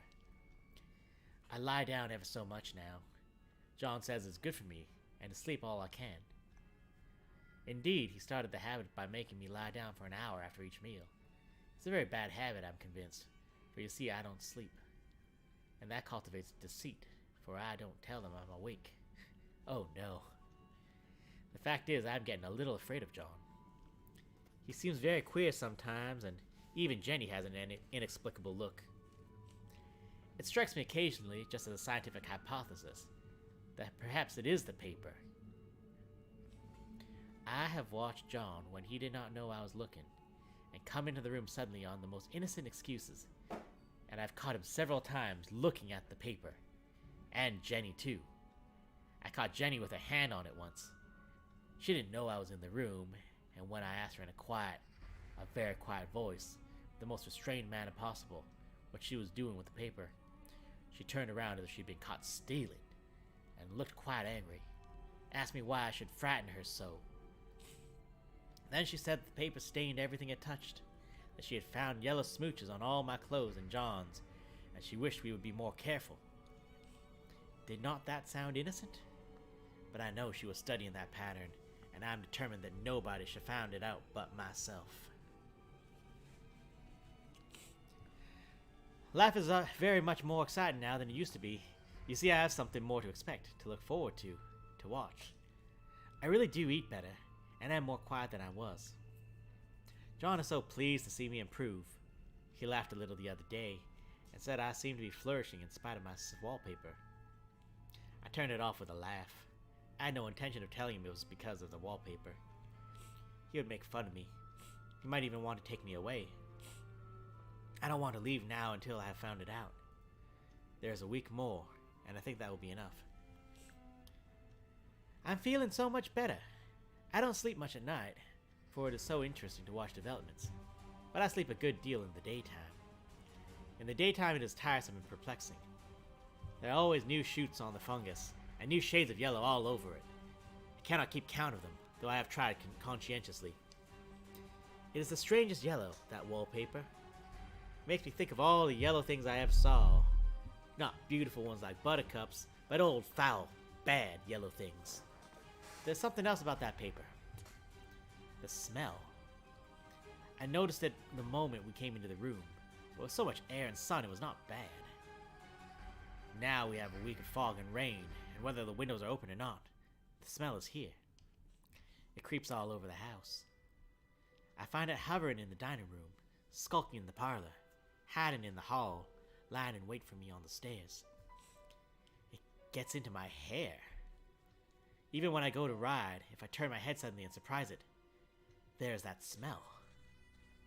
Such a peculiar odor, too.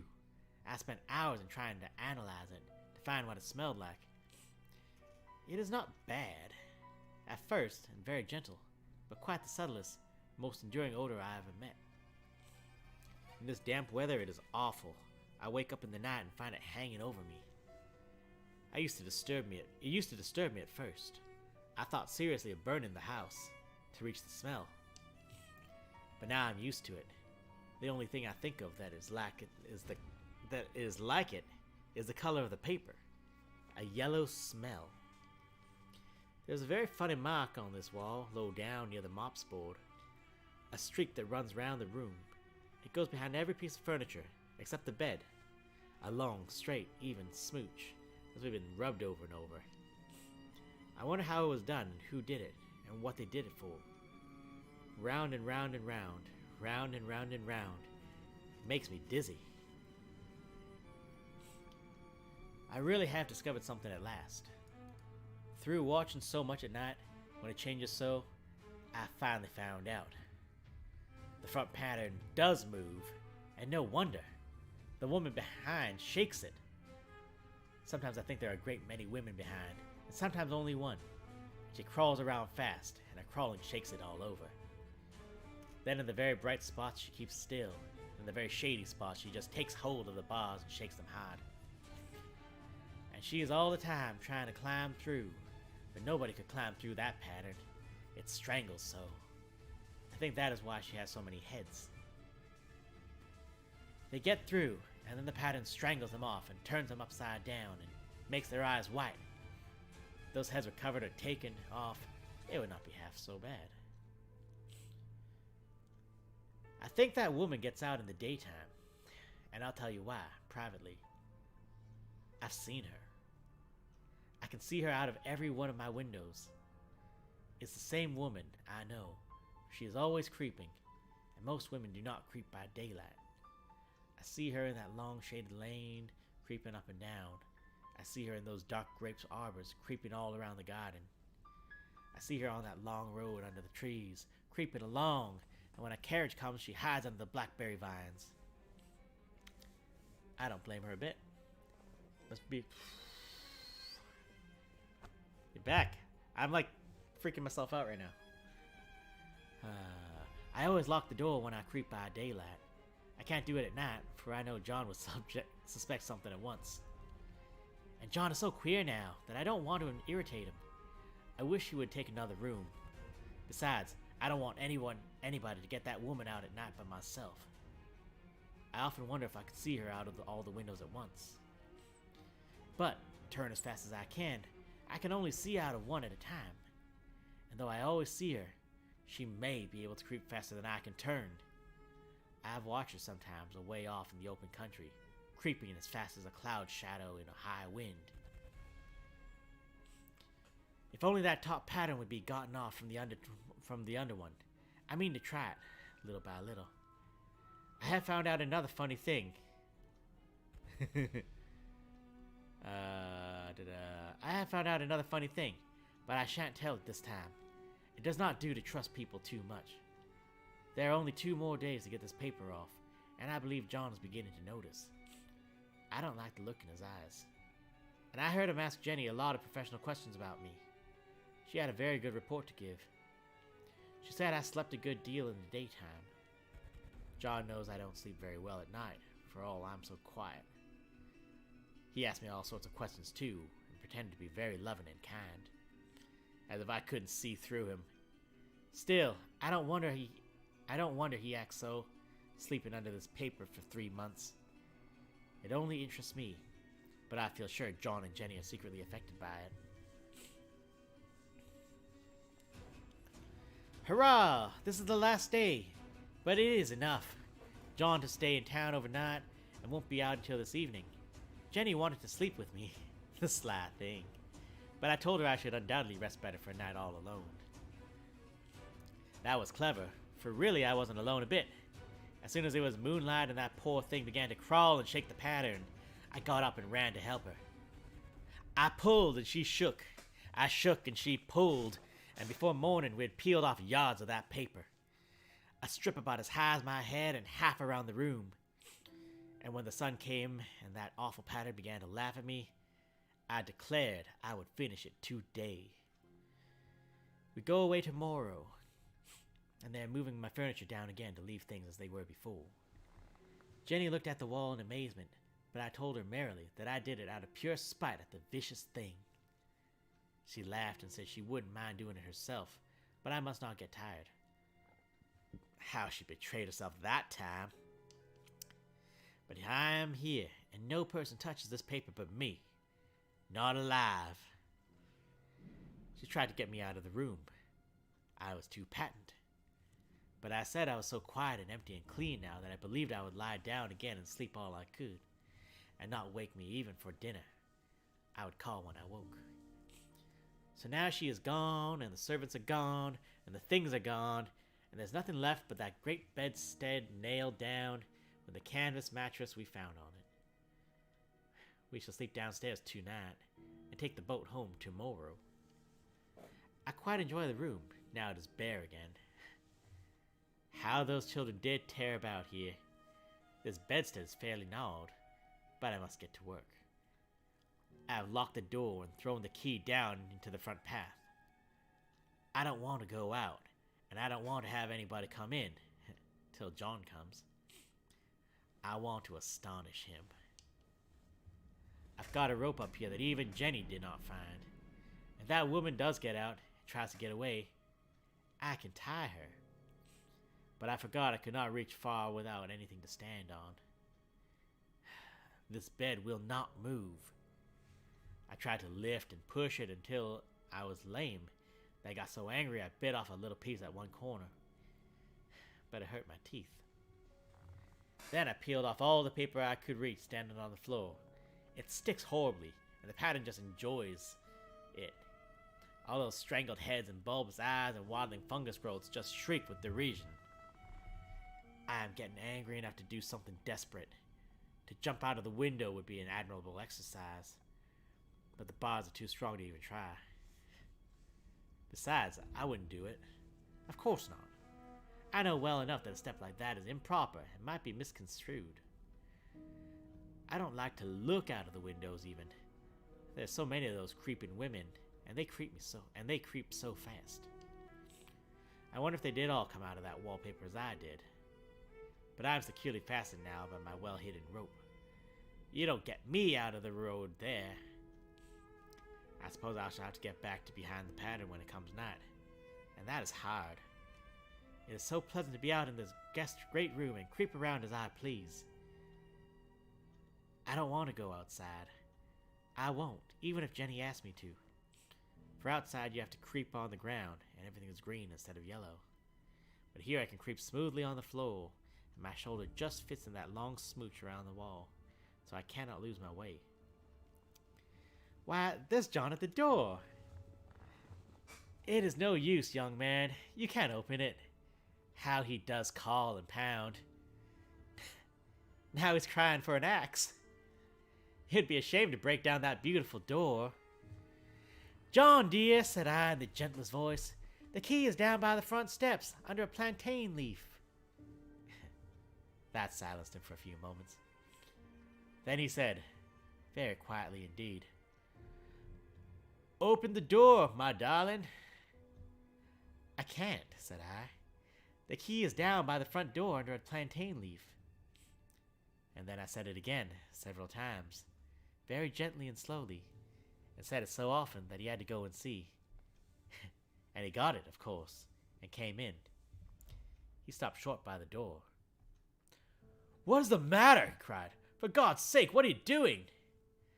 I kept on creeping just the same, but I looked at him over my shoulder. I've got out at last, said I. in spite of you and Jane. And I pulled off most of the paper, so you can't put me back. Now, why should that man have fainted? But he did. It ran across my path by the wall, so I had to creep over him every time.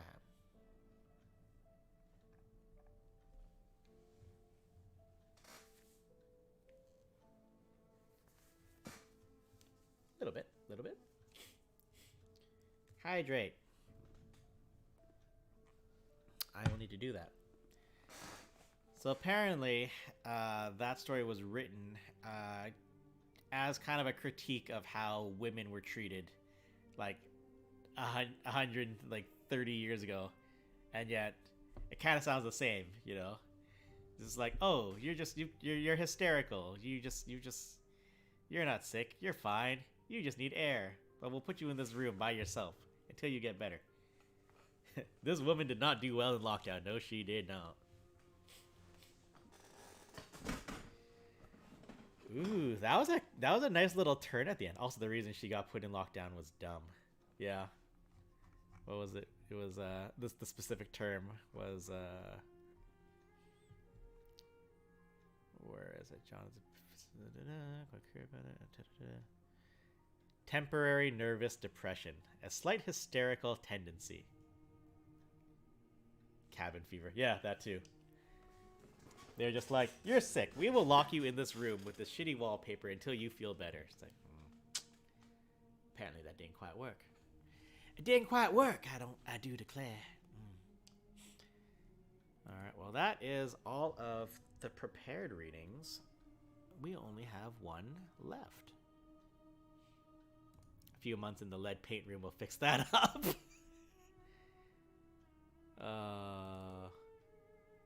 Oh, colonial houses. That's not the story. Alright, so all we have left is an extra life promise. Hey? Or cadmium, considering how yellow it was, yeah.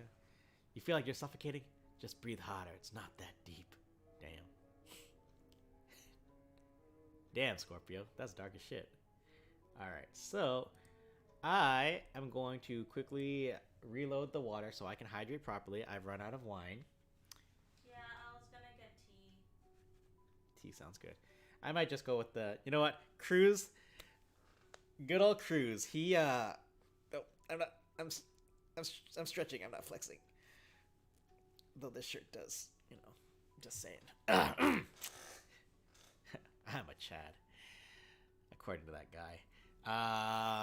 Cruz was awesome. He actually went back, and he was, why not both? It was both. Yeah, Cruz. He went back to read or to watch some of the stories from yesterday.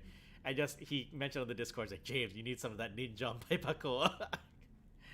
I was like, oh, were you rewatching the stuff? I was like, yep. I was like, yeah, I need to hydrate more. Cause I can already feel my nose is getting stuffy now, so I reached that point in the night. And 10:24. Yeah, I think this should not take 2 hours like the 10 o'clock people, which was a cool fucking story, but it was 2 hours to read, and I don't want to do that again.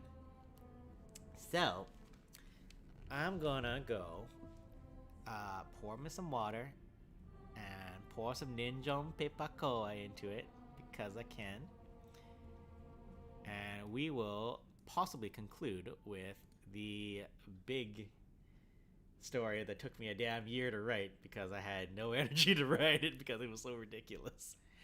I'm really downplaying the quality of this story, I know, but you know it'll be good for a romp. But I'll talk about that in a second. I'm gonna see if that add button works again, and if not, you guys can watch Ash scream in an edit. Back in 2 seconds. You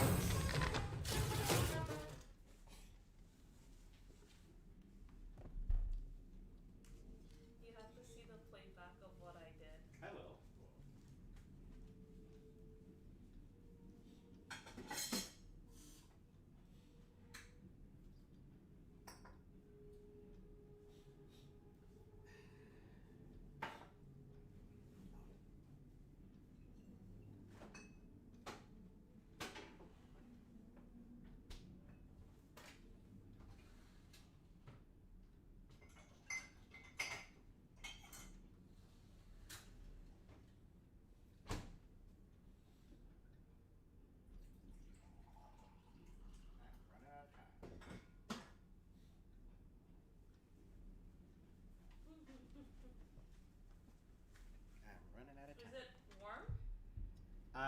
I'm heating it up to warm more.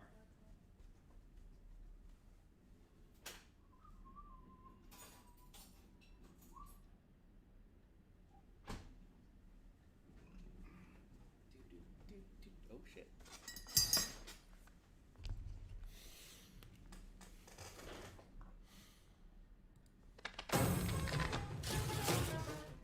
Every time I play that, I turn around and Ash just gives me the worst face every time. She is very confident that I have done her dirty. Watch my wife suffer. Anyways. Oh, I hope you open. Yay! So this is the good shit. This is Ninjum Pepakoa Herbal Cough Syrup. This is an institution for them Asians growing up. It's like, it's basically just sugar. It's just sugar and molasses, and it's delicious. This water's not nearly as hot as I wished it was. It's fine. And it's just like, it does feel like it's basically like it's like drinking menthol. You know, it feels good, feels cool. It coats your throat a bit. So let's have some of that. Although now, the moment I get this open, because these fucking caps are always so damn sticky, like immediately I'm gonna have to redo this. But yeah, I'm just gonna pour it into the hot water and sip it slowly. And that's how we're gonna do it. The NJPPK. I once saw I died. I always lose the meme and I can never find it ever again unless like it shows up on like, I guess like a Facebook anniversary. It was the meme of the guy with the girl and he looks back at the other girl and the girl he's with looks all sad and shocked. And the one that he was with was like Benelin. And the one he was looking at with the Ninjum Pepakoa. I was like, that's funny. Ooh, that's tepid as fuck. Alright, that's fine. It's liquid. It's liquid and vaporous. And delicious. Alright, I am going to put this away. Ah, fuck it. It can stay here. It's not going anywhere. Alright, so. Let's turn the music back on. Let's turn the music back on. So some backstory on this one. Many years ago, I used to do a lot of writing online on a website called theotaku.com. Technically the website still exists. I just don't do anything there anymore. I used to like try to be on staff there. I do a lot of weekly articles and things like that. But one of those days on the blog side of the site. One day I was just like, I got no ideas. What do you want me to write? What should I talk about?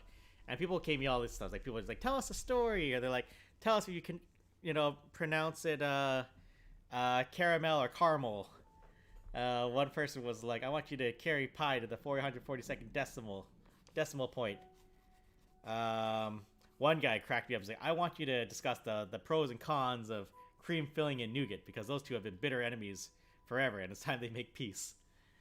This is dumb shit like that. So I ended up writing a buddy cop detective story called Cream Filling and Nougat, World's Finest, about these two fucking police detectives that had to protect their friend that they were both into, named Caramel. Her name was Mel, and her sister controlled was like the evil one. Her name was Car. And just like wacky like Tango and Cash type stuff. And it was just, people were just like, I can't believe you made this ridiculous story out of these prompts. So after last Halloween and we read stories and it was fun, I put out the prompt again. It's like, okay, I'm gonna do the extra life thing, and my first goal is gonna be these stories still exist on the internet. They're still around. I wrote 4 of them. Actually, no, I wrote 5 of them. There was three. There was 3 mainline ones, and there were 2 prequels, delving into the backstories of the 2 characters. Fucking cream filling and nougat. It's messed up, man. It was messed up. I don't. Sometimes I haven't read them in a long time. I remember every time I would go back to read them, I was like, I don't feel cringe right now. I don't know if that's still gonna work though. It's been like 20 years? No, it's been like 15 years. It's been like 15 years. It's been a long time. I don't know if it's gonna work. But yeah, so after Extra Life, I was like, okay. One of my things is like, I'll write another story if I hit this goal. And you put it on Wattpad? No, just that website I was talking about, theotaku.com. Time for James to publish to AO3. But this isn't fan fiction though. This is just my own shits. But I will say, I did have a friend who did make fan art of the characters. It did happen. Let's see. Hold on. Can I find it? Fucking red. Where is your artwork? Where's your fan art?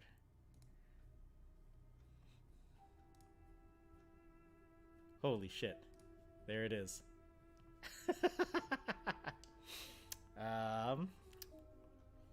Let's see. Let me see here. I think I've got a window capture. Properties. Chrome, not Tailypo. Oof. Alright.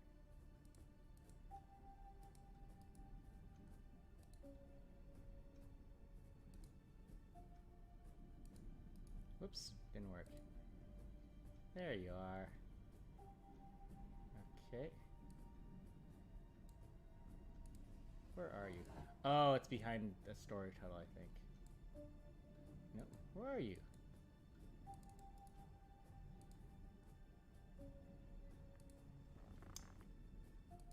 Show the people the artwork.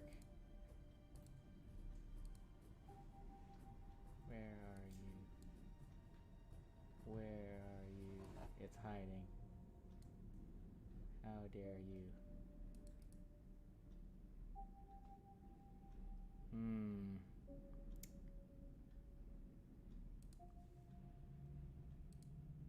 There we go.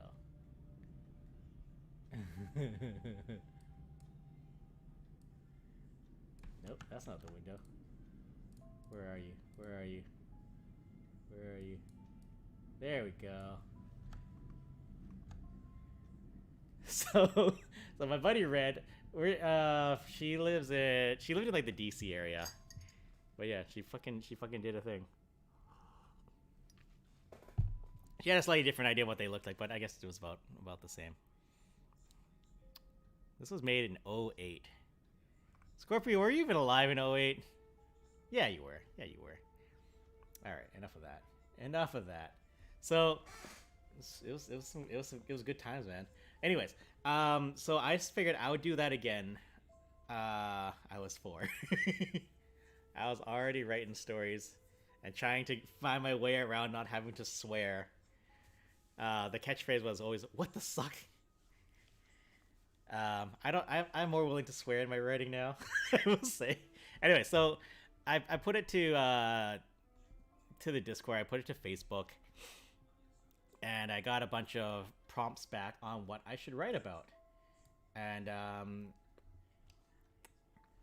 our friend Gabby, you have seen them here before. They played golf with us. They played Jackbox with us. They played Genshin Impact with Ash. And so they messaged me when I was driving home from work. I was like, "Hey, I saw you looking for prompts," and they were just like, "You should do like a Celtic like story about like Fae, like the Fae and stuff like that." I was like, "Okay, I've never done that before. We could do that." I don't know shit about Celtic traditions, so I was making up a lot of shit along the way.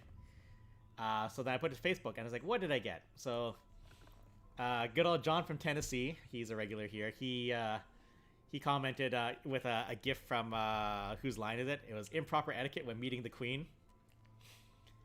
Our friend B, he said out of scene animated deaths. Our friend Sabrina, she played Phasmophobia with us once. So naturally, what was Sab's prompt was, you guys ghost hunt in a farmhouse. One of your friends die. My a-hole brother wanted me to write about fish in a bag and mashed potatoes in a bun because he's trying to make fun of me on my timeline. Another person we know, Laura, she wanted a supernatural episode.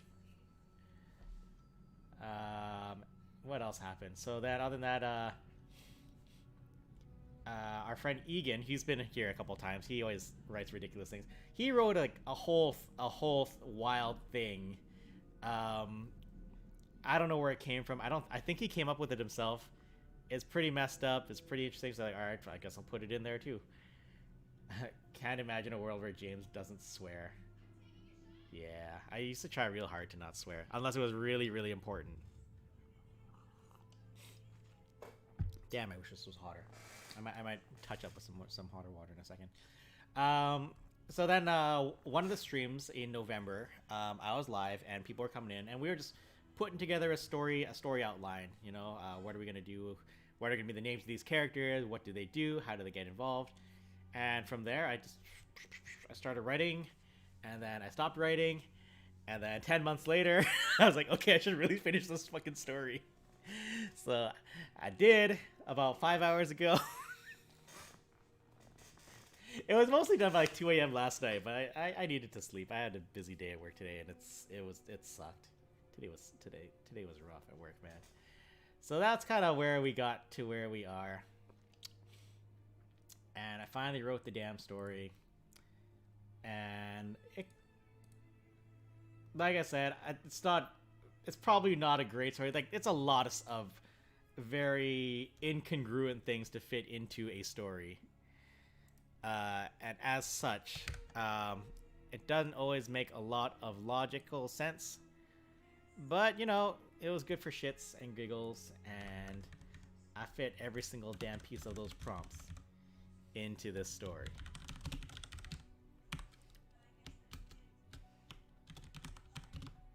So I tried. I really did. So, I guess it's time.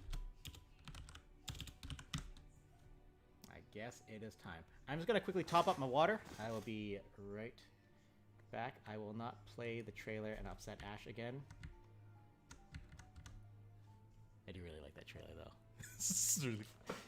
Okay, 2 seconds. Be right back. Talk amongst yourselves.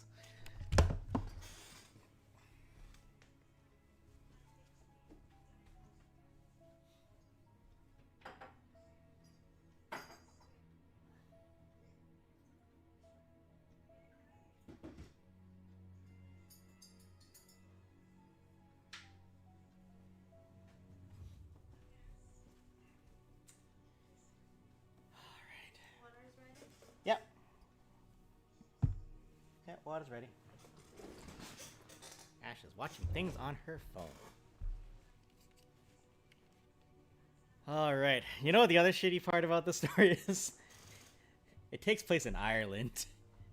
Would it be fucked if I make James do squats again? It would be, but you're gonna do it anyway, so you better get out of your system now. Because I gotta start reading the story. I need to start reading the story soon. 3, 4, 5, 6, 7, 8, 9, 10. Okay. Alright. Oh boy, oh boy, oh boy, oh boy, oh boy. Here's a question. Can I keep the accent going for 15 pages of dialogue?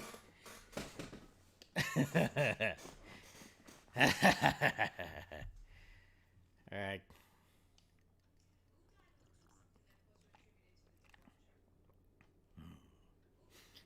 Dat ninjam. Alright, so after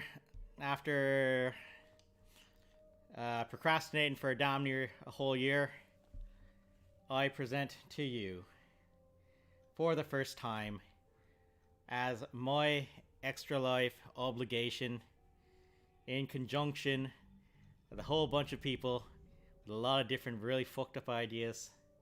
I give you Another Bloody Fairy Tale by James Lang. It didn't need to be a Halloween story, and in the end it was. It's what they wanted. So here we are. I need some more ninjom.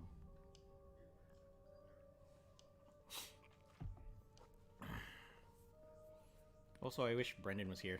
He'd get a laugh. The ball's on you, Bastion called out to her team member outside, cooking over a fire next to a haunt. Well, I'm not about to use the kitchen in the haunt now, am I? Shaylin answered, back while adjusting the 4 sticks of trout propped over the fire. I still can't believe you lugged that bag of fish all the way out here, Bastion said. Never turned down a chance to have a good trout dinner, Shaylin said. I couldn't believe Shaylin was so determined to get that bag out here either. It was a long car ride up from the Airbnb in the town to the farmhouse, and she had already acquired the bag of fish during the previous trip to the town. But I suppose tonight was a good night to get rustic. Not only were we hunting for ghosts as per the nature of our YouTube channel, tonight, for the first time, we were looking to encounter the fair folk too. How are the video cameras looking? I asked Miriam, who was sitting at her laptop in the kitchen. They're looking good, Brendan, Miriam said back. Signal's good, coverage is good. Yeah, we're good. I looked over to Bastion in the living room. And the rest of the toys, I asked him. Voice recorders are charged, EMF readers and spirit boxes are all on fresh batteries, Bastion said. We're as good as we ever are. The moment he said it, I knew I didn't have to ask. We were always ready to go for these nights. I guess it's dinner time then, I said. We sat around the fire in camping chairs while chewing into our fish and keeping warm with a pot of coffee Miri had going through a car adapter. We had a stiff breeze coming off Loch Fichiach, but otherwise we had a clear, dry sky for once. Did you know, Shaylin asked between a bite, the lady at the Airbnb told me directly to watch out for fairies?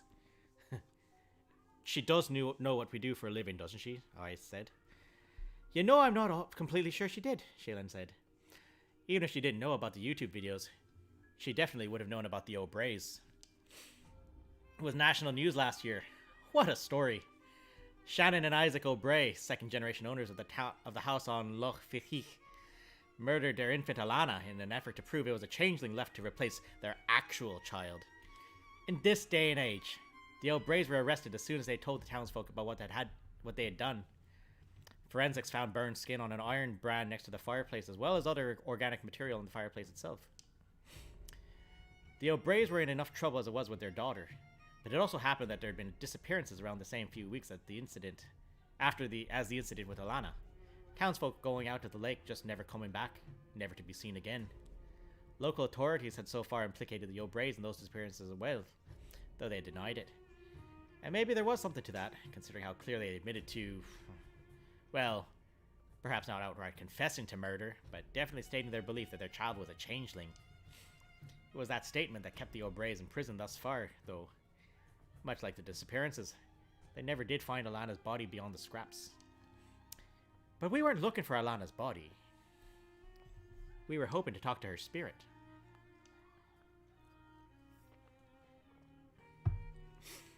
It's really tragic though, isn't it? Bastion said once we were back in the farmhouse and preparing to start filming. Beyond the part with the murdered babies, you mean? I said, maybe a little too callously. Bastion didn't suggest he thought anything of it. Well, it's like the old stories didn't come out of nothing, right? Magic, fae, all of that. It was to help explain a world that didn't have the answers for. Bastion's face got serious for a moment. So imagine you get a child with Down syndrome or with autism, and the best explanation for why your baby's face is developing differently is that something took my child and replaced it with a fairy? The girls nodded along in understanding. It's just so damn tragic. Very tragic, Shaylin echoed. You should probably mention that bit in the intro. In the end, the filming went about as routinely as they usually do. We filmed our intro, we collected hours of us staring at data about magnetic fields and room temperature, and recorded another couple hours of audio with the radio that we would probably have to sift through later when we had time to carefully listen to all of it. Just as routinely, we observed minimal evidence to corroborate speaking to spirits. As always, we were likely going to need to play those up during editing. Still, we had what was likely going to turn out to be a pretty good episode. All that was left was for the overnight equipment to catch any noises or video over the course of the night. That meant it was time to crack the blankets out and get comfortable in the van. The girls usually had enough space to get a proper sleeping area once their back seat was folded down. Bastion and I did our usual thing of reclining their front seats back while we all tucked under their heavy wool blankets. You think Alana will be a shy spirit? Shaylin asked once we were all settled in. They always are, Bastion answered back. He wasn't wrong. So far out in our career as internet ghost hunters, our best material has been plausible explanations at best. We can always dare to dream, Miriam said as she smiled, eyes closed, and rolled away towards the back of the van. Indeed we can, I said. So get to work on that and shut it, yeah? Another soft chuckle ran through the van before things started going cold and quiet. As I went to... Loud. Oh, sorry. Oops. Another soft chuckle ran through the van before things started going cold and quiet. As I went to sleep, I kept thinking about what Bastion had been saying earlier, about how the old stories came out of pretty mundane things. Sure, genetic syndromes might not be mundane exactly, but the point still stood. We know so much more about the world now than we did before, and has helped us understand the world in which we live. Yet here we still were, 4 grown-ass adults hoping to catch video recordings of ghosts in a house while we slept in the vehicle outside. Life is funny that way.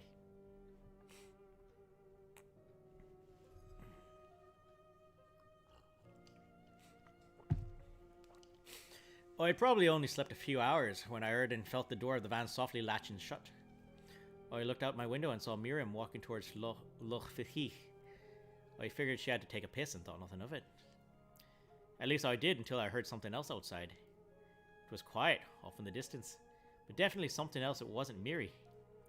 Putting on my coat that was wrapped around my legs, I stepped out of the van and peered around the wall of the farmhouse to take a look. It was... a horse.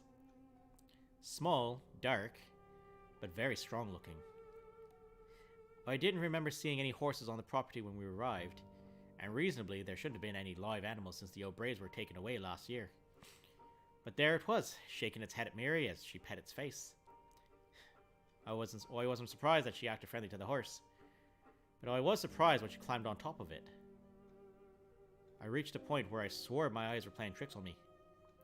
At least that was the case until the horse suddenly took off directly into the lake, and Miri let out a startled, terrifying shriek. What in the hell was that? Shaylin said abruptly, turning me and Bastion around. Apparently I'd been dreaming that because I was back in the van with my coat wrapped around my legs. Bastion and Shaylin were both wide awake with me. You heard that too? I said. You know we all damn well heard it, Bastion said, pulling on his own coat before popping open the door. And where's Miri? Dear Jesus, Miri really was gone. I had several questions in my mind, but first and foremost was where Miriam was. We need to check the lake, I said. Why the lake? Shaylin asked. I really didn't have a good answer for that. Because, I said assertively before also exiting the van, seemingly for the second time, to make my way towards the lake. Shaylin and Bastion ended up following me over. Sure enough, we had fresh footprints in the mud. More concerning was there were indeed hoof prints in the mud as well. I didn't have time to explain what I thought I'd seen before something in Bastion's pocket beeped. Christ, it's the motion sensors, he said before running into the house. Bastion, wait! I called out. It was too late. Bastion was already inside the farmhouse by himself. I looked over to Shaylin. Her face said it all. She was confused and scared. Shay, I said. We need to follow him. Shaylin nodded. We ran over to the house and through the door Bastion had left open. Inside, our friend had his phone light on, pointed into the living room where a majority of our recording gear was set. Hey! Get away from that! Bastion shouted. I heard it before I saw it, but by Jesus, fiddling with one of our cameras was a small... something. Like a child, but squat, with long greasy white hair dripping out from beneath the small leather cap it wore. It seemed completely unaffected by Bastion's words. Bastion, we need to go, I said as I stared at the creature grasping at the tall tripod under the video camera. Not without our gear, Bastion said. He picked up one of the longer hard electronics cases and started banging on it with his free hand and inching closer to the creature. Hey! I said don't touch that, you little shit! It happened in an instant. The creature turned around, and that's when we saw the large, curved knife in its hand. It ran straight for Bastion, heavy, clanking footsteps that belied its size, and leapt onto his chest. Bastion cried out as he put his arms up and suffered fast, vicious cuts to his forearms by the creature, gripped solidly by the collar of Bastion's coat. Gripped solidly to the collar of Bastion's coat. I rushed in to try to help. How, I was still trying to figure out. It was already too late. The creature stabbed Bastion under his arm, dropping his guard, before hacking into his exposed neck. The small thing rode Bastion's falling body to the floor before rubbing the top of its head into the bleeding wound in Bastion's neck. Shay and I both screamed as it happened and ran out of the house before we caught the creature's attention. Shaylin took note that I ran for the road and not for the van. Brendan, where are you going? She said in a hushed scream. The van's keys are with Bastion, I said. So unless you plan on going back in there, you should probably come with me. We ran for what must have been the longest 5 minutes of my life. Also, in the darkness, we lost track of where the dirt road was supposed to meet up with the main road. We quickly got ourselves lost in the darkness of the countryside. We were also in the middle of a cellular dead zone, so we couldn't quite place which direction we had to go. Our phones were nothing more than expensive torches at this point. For what it was worth, we never stopped. I don't know if it was because we were lost or that we needed something to cling to, but I find myself marching more confidently than I would have expected, given the circumstance. I never hesitated, never paused. I just kept walking where it felt right to walk. We came out of a short, miserable stint in some woods into a small clearing. The trees gave way to a ring of flowers with a lone bush in the center of them. Okay, Brendan, Shaylin finally said, stopping to catch their breath in the clearing. Where are we actually going? This way, I said, encouraging not to stop walking. That's not good enough, she said. I want to hear a plan. I had no plan. Don't worry, a small voice said. I have a plan.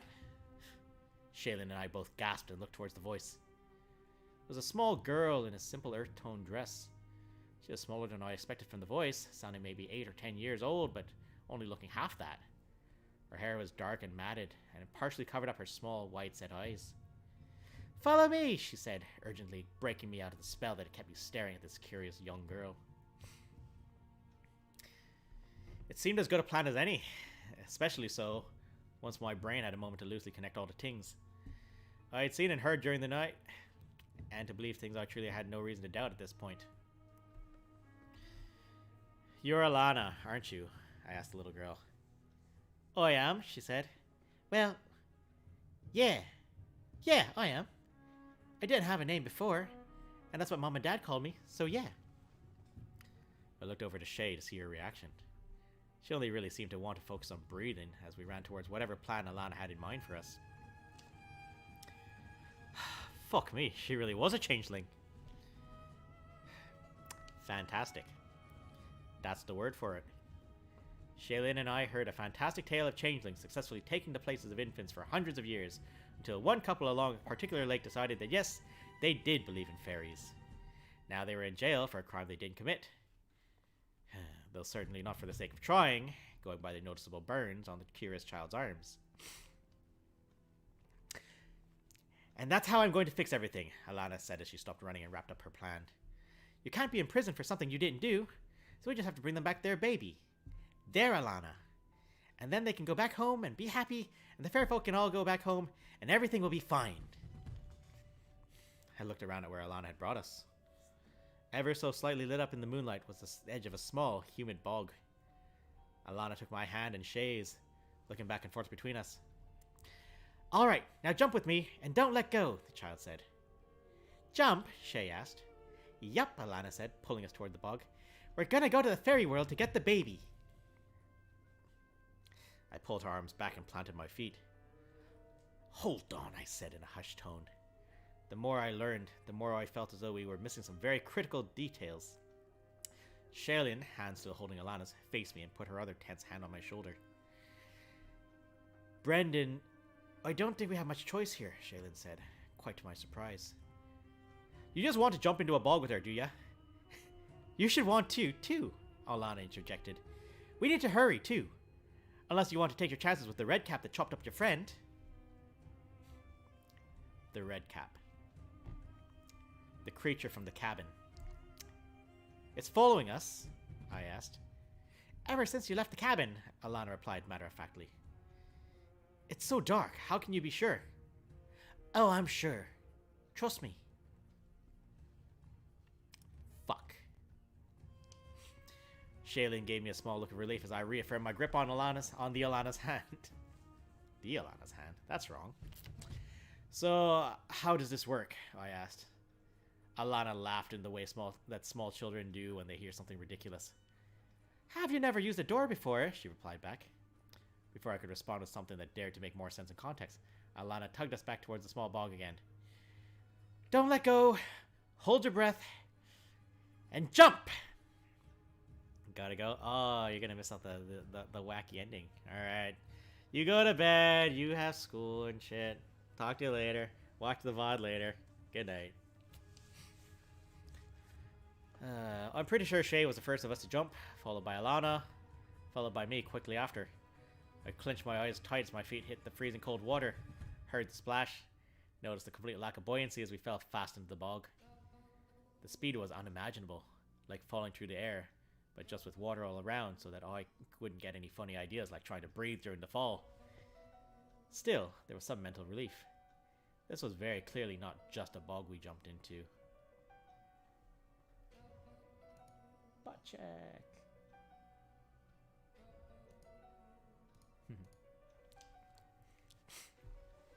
Ninja.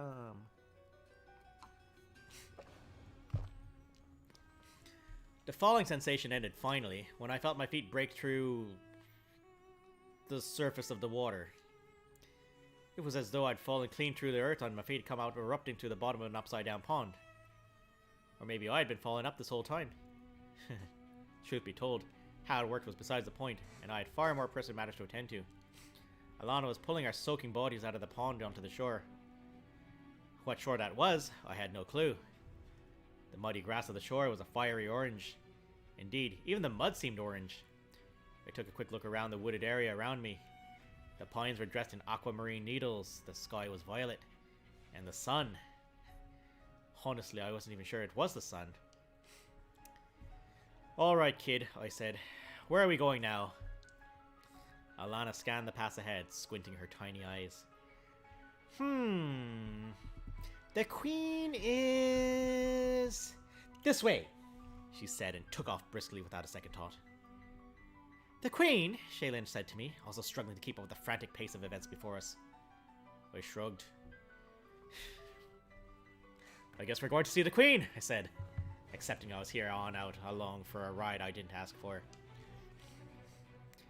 After a short walk from the pond, the woods opened up into a clearing that essentially split up into different paths to more wooded areas.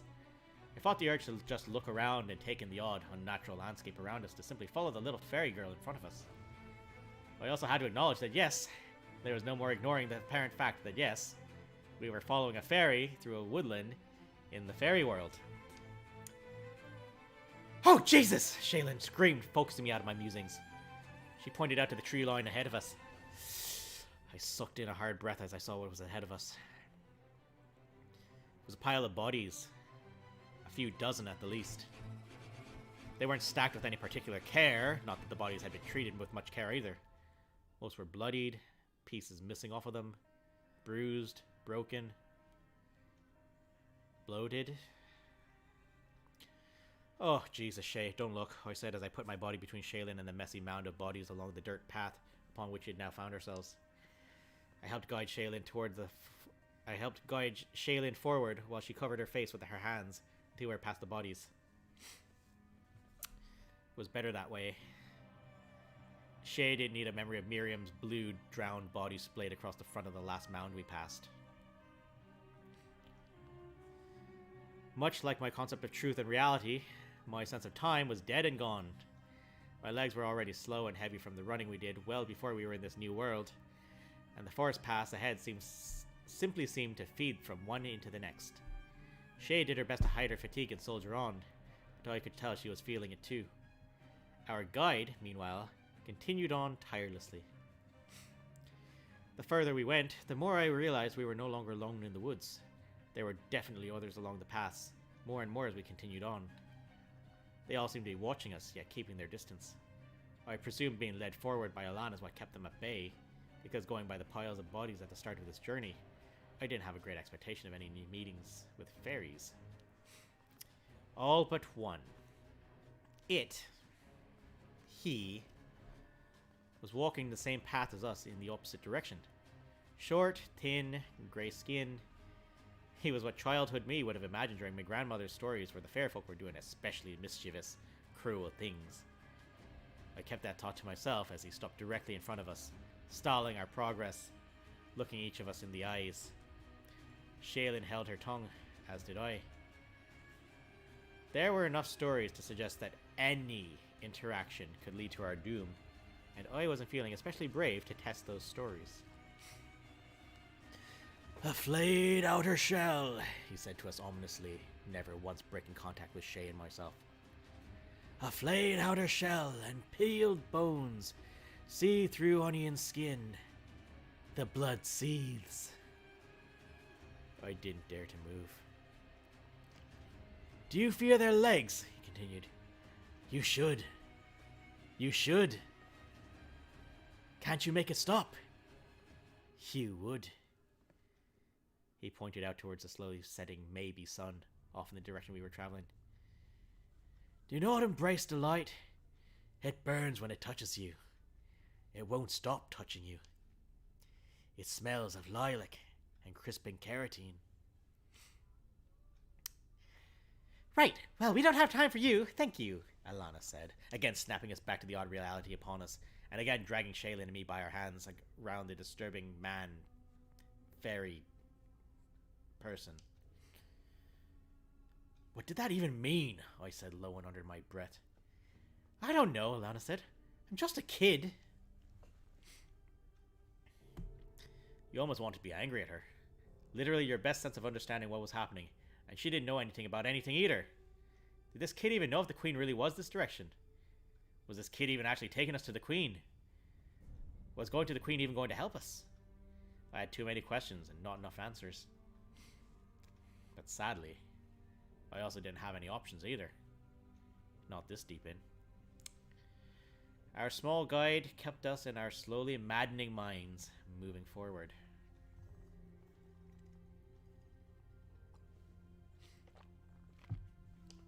Before we lost the last bit of light to the denser trees and the setting maybe sun, we started hearing the sounds of a distant din. They sounded cheerful, happy. "There she is!" Alana shouted before running off towards the noise. I swore under my breath, apparently still wanting to limit any vulgarities in front of the fairy child, and ran after her. Well, the noise indeed was cheerful and happy. It was coming from several long tables with children of various ages all seated at them. The tables filled a small glade and had lanterns suspended above them to light their meal. More interesting for us, these children were definitely not fairies.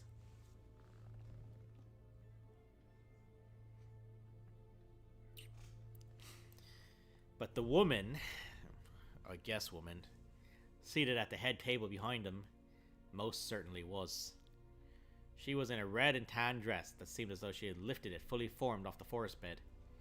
Her face was long, grey and slim, with eyes similar to wide set as Alana's. Atop her head sat a crown of woven branches in amber. The Queen. Oh, I guess we really were about to meet the Queen. Alana was already standing before the Queen's table, trotting her away before waving us over to her. The seated children turned their eyes to us as we walked past them, though their voices never truly quieted as we did. And suddenly there we were, in the middle of the fairy world, standing in front of their Queen. And all she did was look back at us as we stood there, silent and stupid. Hello, I said, trying to think of every version of royal etiquette to which I had ever bore witness, and simultaneously wondering how much of it was even correct. Hello, your Grace? She made a face as though something sour was in the air. Do people in your world still use that title for royalty? She asked, slightly cocking an eyebrow. My, how terribly out of fashion you all are. And that's saying a lot, coming from me. Fuck. Thanks for nothing, George R.R. Martin. My apologies, Queen... And my tongue froze. The fuck was her name? She didn't seem upset as I floundered, but she did seem to quite enjoy watching me do so. I don't want to presume. The Queen laughed softly. That's probably for the best for you. I am Titania, Queen of the Fairies. And who might you two be? I guess Shakespeare was right on that one. My name is Brendan McGowan, I said. Shaylin Walsh, Shay said. And you've come a very long way, this little one tells me, Queen Titania said. Alana smiled back, proud of everything she had done so far. Please, take a seat at the table with room for you. Oh, we don't need to. You are this far into my kingdom because I have chosen to invite you in. As such, it is my duty to see you fed and cared for. So please, take a seat. One table had some children spread wide across a bench, and they all shuffled to one side as Alana, Shaylin, and I made our way to the other side. We had barely put our arses in our seats before Alana was already grabbing for the rolls and roasted meats piled high down the center of the long table. I was hesitant to follow suit, knowing what I did about the old stories and accepting gifts or niceties from fairies. Apparently Shaylin did not know those particular stories. Shay, I said, I don't think we should eat anything here. Shay had already taken a piece of bread and was tearing at it in her hands. Sorry, Brendan, she said, but right now I don't feel like pissing off the Queen of the fucking Fairies at her own damn dinner table. I had no energy to stop her as she popped a chunk of bread into her mouth, chewed, and swallowed. I certainly hoped this was another part where the stories aren't true. Now that you've been properly received, Queen Titania said, and seeing with whom you travel, she looked over at Alana, who was now tearing to what seemed like a roast pork, but I truly couldn't say for sure. I presume you're here for the child we had traded this little one for. Yes, your Highness, I said, hoping that title would be better received. Why? Because the fairy kid told us to, I thought to myself. We, and this includes Alana, want to make things right with her parents, the O'Brays.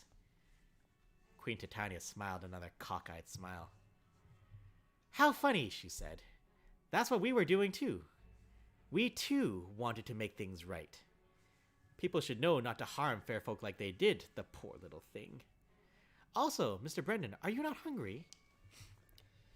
I nodded and grabbed a piece of bread, immediately fumbling it to the laughter of all the very human children around me.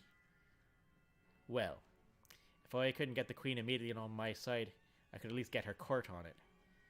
I started collecting other bits of food and slowly started a small routine. An especially childish routine. As the Queen spoke with us, I started walking the bones of the meat across my section of table like little feet. I made pieces of fruit disappear and reappear with amateur sleight of hand. I had the children around me giggling constantly. And I kept the food out of my mouth. For near 300 years, the Queen said while I stacked up a pyramid of small potatoes, we fairies have been putting our young into the homes of men to be properly raised with love and care and with no trouble, no problems. She looked at Alana. Until this one. Her parents pressed iron brands into her. Burned her. And you're surprised we've retaliated for this attempted murder of our girl? Retaliation? Oh god. It suddenly all fell into place. The disappearing townsfolk, Miriam and Bastion. We had walked in on another realm's personal, utterly disproportional vendetta with its town, if not all of mankind.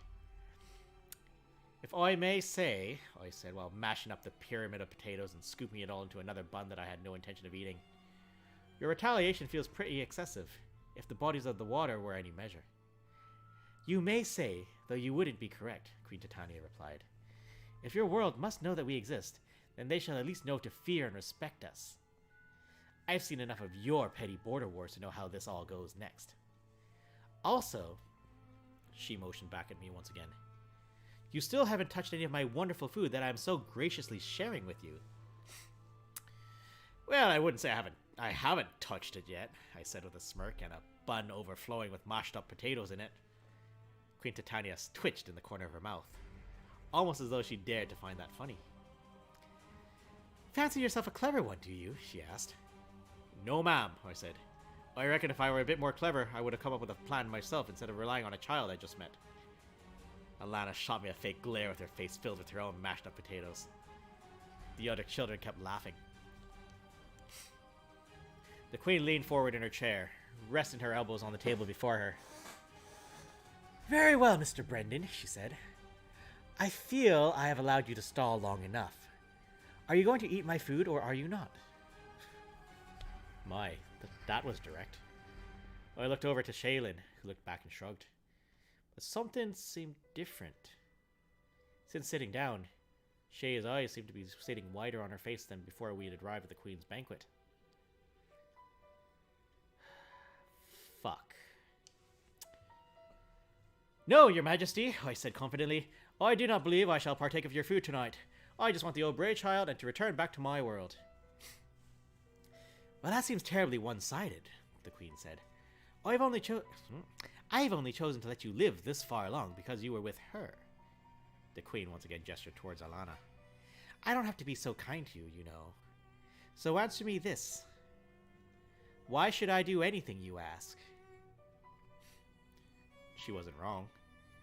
I had no leverage in this at all. Absolutely nothing to offer to the Queen of the Fairies. Unless... I closed my eyes for a second while thinking about everything I thought I knew about fairies, their likes, their motivations, and their vulnerabilities. Anything I chose would certainly be a gamble.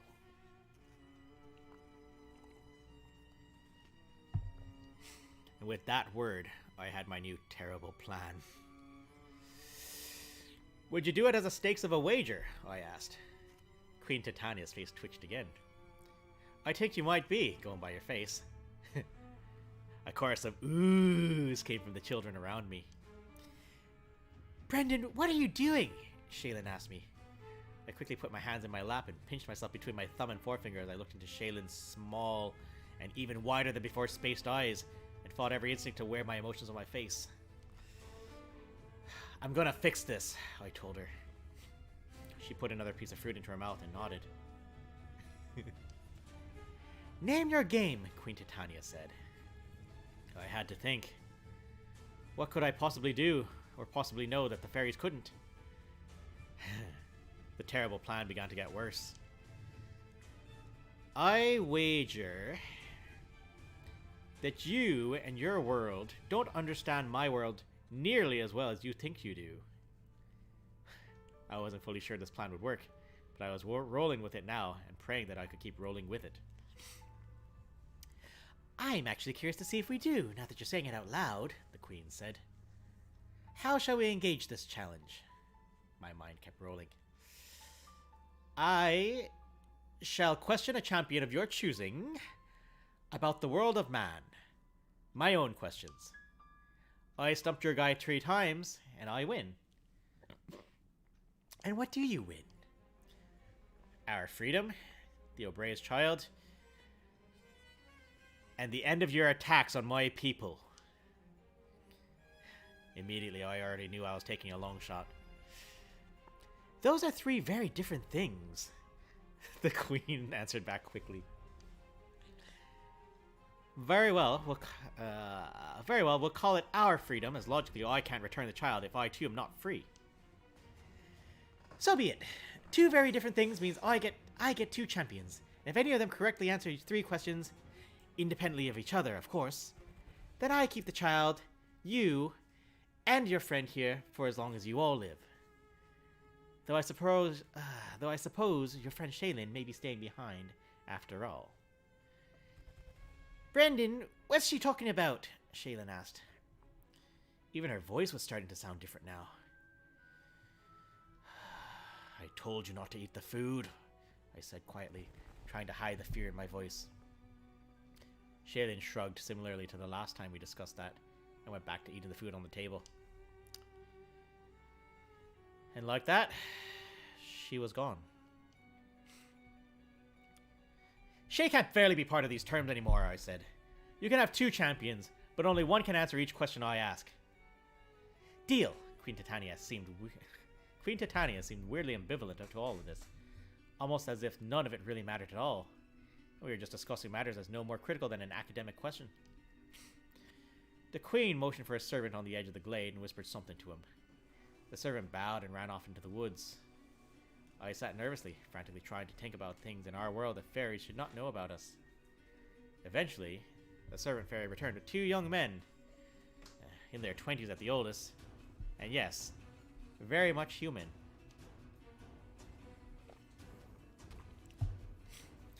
My champions shall be Jared and Jensen here, the Queen said. They are not the eldest of my proud family, but have shown a far more invested curiosity about their former world than most of my new children. The 2 young men nodded my way before taking seats on either side of the Queen. She explained the rules and the stakes of the game, gave each man an uncomfortably deep kiss, and announced the commencement of the contest. Mr. Brendan, Queen Titania said, you may ask your first question. Oh, and do be quick about it, yes? Tink, Brendan, tink. What could fairies of this world not know about in our world? Much like the start of this terrible, terrible plan, I had already started speaking before I knew where the question was going to end. I study a field about the study of magic, spirits, and the supernatural. Well, supernatural for us, anyway. I was already regretting asking this question to the very much supernatural women's champions before me. What is the name of this field? The man on the Queen's right raised his hand. I believe they call it parapsychology. No? He asked. Fuck. Yes, I admitted sadly. The Queen laughed, leaned over, and kissed the young man on his cheek. Your next question, Mr. Brendan, she asked confidently. That fucking changeling man knew my answer in a heartbeat. I was dead. I tried to think as far away from home, from Ireland, as possible. I thought as far away as I could. On the other side of the world... Oh fuck. There are... a people called the Maori. I'm a dead man. They have a tribal tradition that's both dance, salute, and war chant. What is it? The man on the left of the Queen laughed. You mean the Haka? He asked. Fuck. Very good, Jensen, the Queen exclaimed and hugged him around his shoulders. Jensen smiled a prideful smile.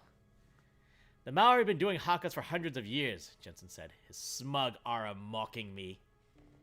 Hell, they're practically shouting to the fair folk in some of them. Fuck. I seriously had to rethink my approach. Fairies have clearly been around just as long as the history of mankind has stood. And that's when another new branch of the terrible plan was grafted. Speaking of the Haka, I said, they made a film. You know about films, yes? Good. It was about a Hawaiian demigod a while ago. Was the film about Maui? The one named Jensen said, looking just as smug as before. A little bit, but more importantly, it was about a girl traveling with Maui. Who was the girl whose name is also the title of the film? Jensen's smug smile disappeared immediately. He would have been long spirited away by the time this particular story came out. He thought for a moment, suddenly looking very unsure of himself. Well, if it was about Maui, he said hesitantly, then it had to be Hinake Aloia, right? Her name was Moana, I said. Jensen looked hurt. That wasn't Maui's wife's name, he shouted, standing up in a huff. No, it wasn't, I said. And she wasn't. I had them. They knew their history, and they knew world cultures, but they didn't know a damn thing that had happened in the last 20-odd years. They were just wee babies when they came to this world, and I was about to exploit that terribly with my terrible, terrible plan. BTS, the MCU, ketogenic diets, that kid Charlie that bit his brother's finger, Netflix even. One by one, I shot down the two men in their lack of, I guess, television? Internet? Then one named Jared looked terribly upset with himself and made a sulking face at the Queen. Queen Titania seemed quite unfussed about losing her wager, and gave Jared a pat and another kiss on the top of his head. The children all feasting around us were ecstatic and hollering, watching their mother's champions brought low by this curious stranger. I guess you win, Mr. Brendan, she said. We shall cease our attacks into your world, and I shall return the O'Bray child back to her human parents. She seemed far too unconcerned with her acquiescence to these terms. And I shall have Alana bring her back to them, as you shall no longer be able to do so yourself. Wait. I realized very suddenly that I couldn't even bolt up from my seat on the bench in shock. It was as though my legs had fused to the bench and my arse was numb from feeling. What the fuck? I shouted at the Queen. I want my freedom, given our terms. The Queen, still as unconcerned as before, simply smiled another small smile. By the terms of the wager, yes, she said. But by the established conventions of my hospitality, I do believe your life is now mine just as much as your friend's is. Shay's skin had now gone quite grey, and she seemed just as unconcerned with the consequences of the game we just played.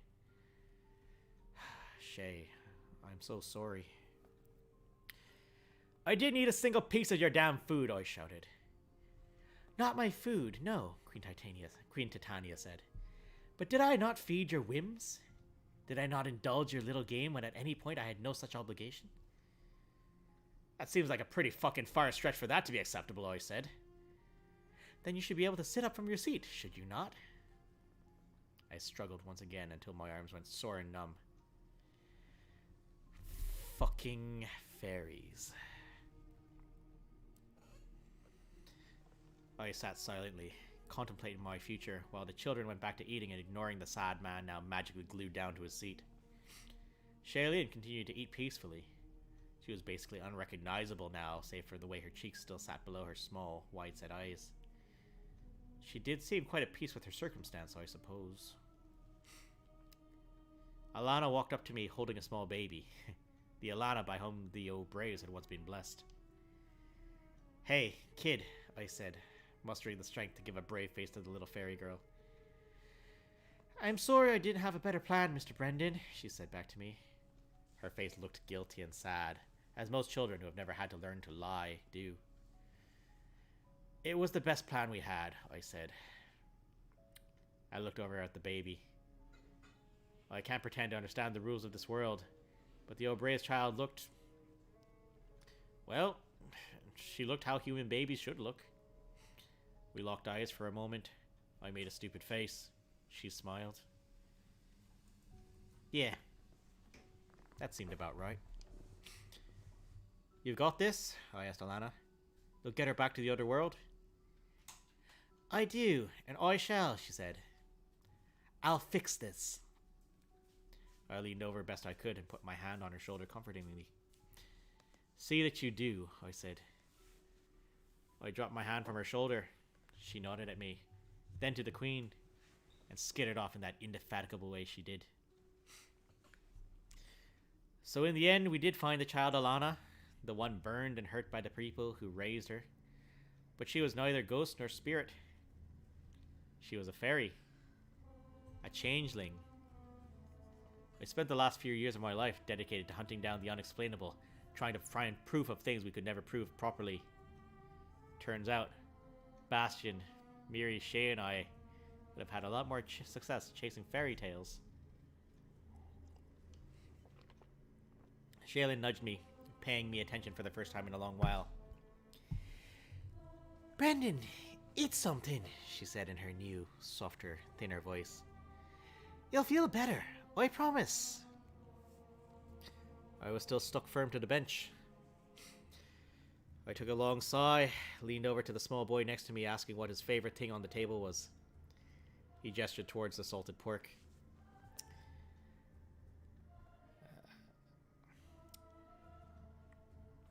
I sighed one more time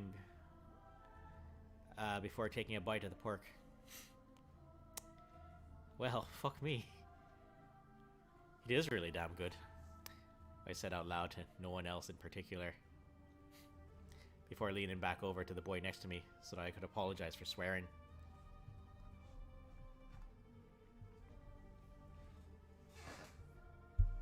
I need to mute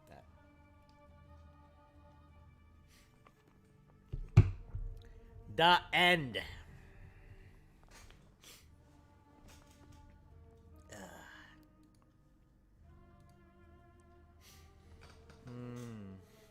Clap emoji. It's alright.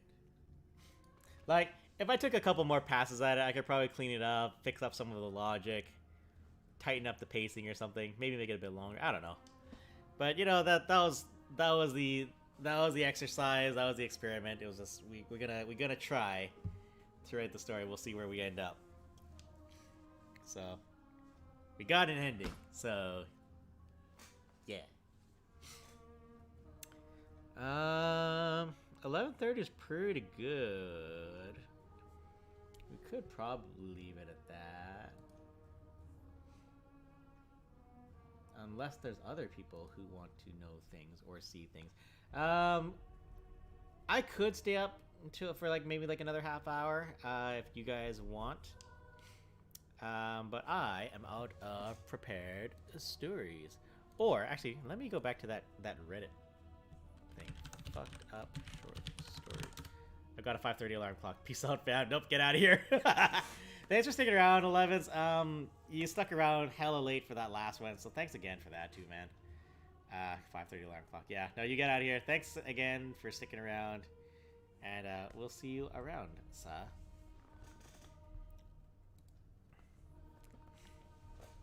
All right, let's just read some little Reddit creepypastas. I saw a couple that were pretty good. Yes, so most of the stories that I read tonight came from this particular Reddit thread. This is subreddit Ask Reddit. Oh, okay. So the question was, what short story completely mindfucked you? So I read at the top, 6 years ago, someone said, read a Walking Dead inspired Star Wars fanfic. Oh gosh, I don't know about that, man. I haven't written a fanfic. Not really. For damn well near 10, 12 years. About. Oh no, the accent's back. It's funny though. So yeah, so this was the first thing I read. I was like, ooh, this is cool, but it's really short, so I need more. This cute little story. An elderly man was sitting alone on a dark path. He wasn't sure of which direction to go, and he'd forgotten both where he was traveling to and who he was. He remembered absolutely nothing. He suddenly looked up to see an elderly woman before him. She grinned toothlessly and with a cackle spoke. Now your third wish. What will it be? Third wish? The man was baffled. How can it be a third wish if I haven't had a first and second wish? You've had 2 wishes already, the hag said. But your second wish was for you to forget everything you know. She cackled at the poor man. So it is that you have 1 wish left. All right, he said hesitantly. I don't believe this, but there's no harm in trying. I wish to know who I truly am. Funny, said the old woman as she granted his wish and disappeared forever. That was your first wish.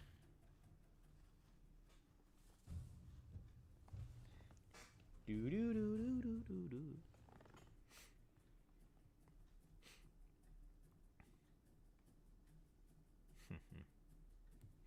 What's this other one?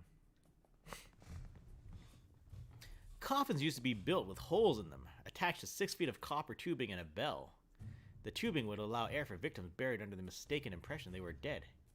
Harold, the Oakdale gravedigger, upon hearing a bell, went to go see if it was the children pretending to be spirits. Sometimes it was also the wind. This time it wasn't either. A voice from below begged, pleaded to be unburied. You Sarah O'Bannon? Yes, the voice assured. You were born on September 17th, 1827? Yes! The gravestone here says you died February 19th. No, I'm alive! It was a mistake! Dig me up! Set me free! Sorry about this, ma'am, Harold said, stepping on the bell to silence it and plugging up the copper tube with dirt. But this is August.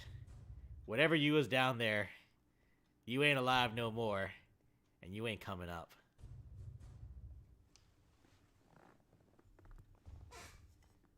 Clone Wars era, Walking Dead fic.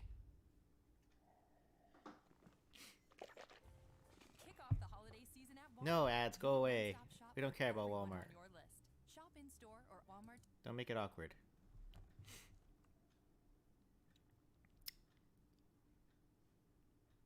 Silly Walmart. Why are there 2 ads? That is too many ads. Chucky. What else we got? What else was in these short stories? Those are real stories. Yeah, so a lot of cool fucked up story recommendations. It was fun. Oh shit, the music was over. That's why. Oh no. I guess we're basically wrapping up. What other cool stuff we got here? Oh, Yellow Paper, The Jaunt by Stephen King. Nope. Oh, The End of This Whole Mess by Stephen King. Oh, maybe. Oh, 9 Billion Names of God. There it is. I Have No Mouth and I Must Scream. Hey, we read that last year. Stranger in the Mirror. All You Zombies by Robert Heinlein, the guy that wrote Starship Troopers. I did prep that one, but then we ended up not doing it. It was long and very sci-fi. Ooh, what's this? The Star by Sci-Fi Legend Arthur C. Oh, another Arthur C. Clarke. Cute. All right, I think we're good. So there we are. My final stream for Spooptober.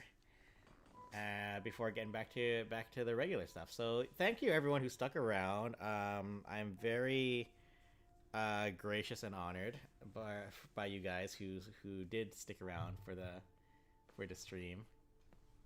Yeah.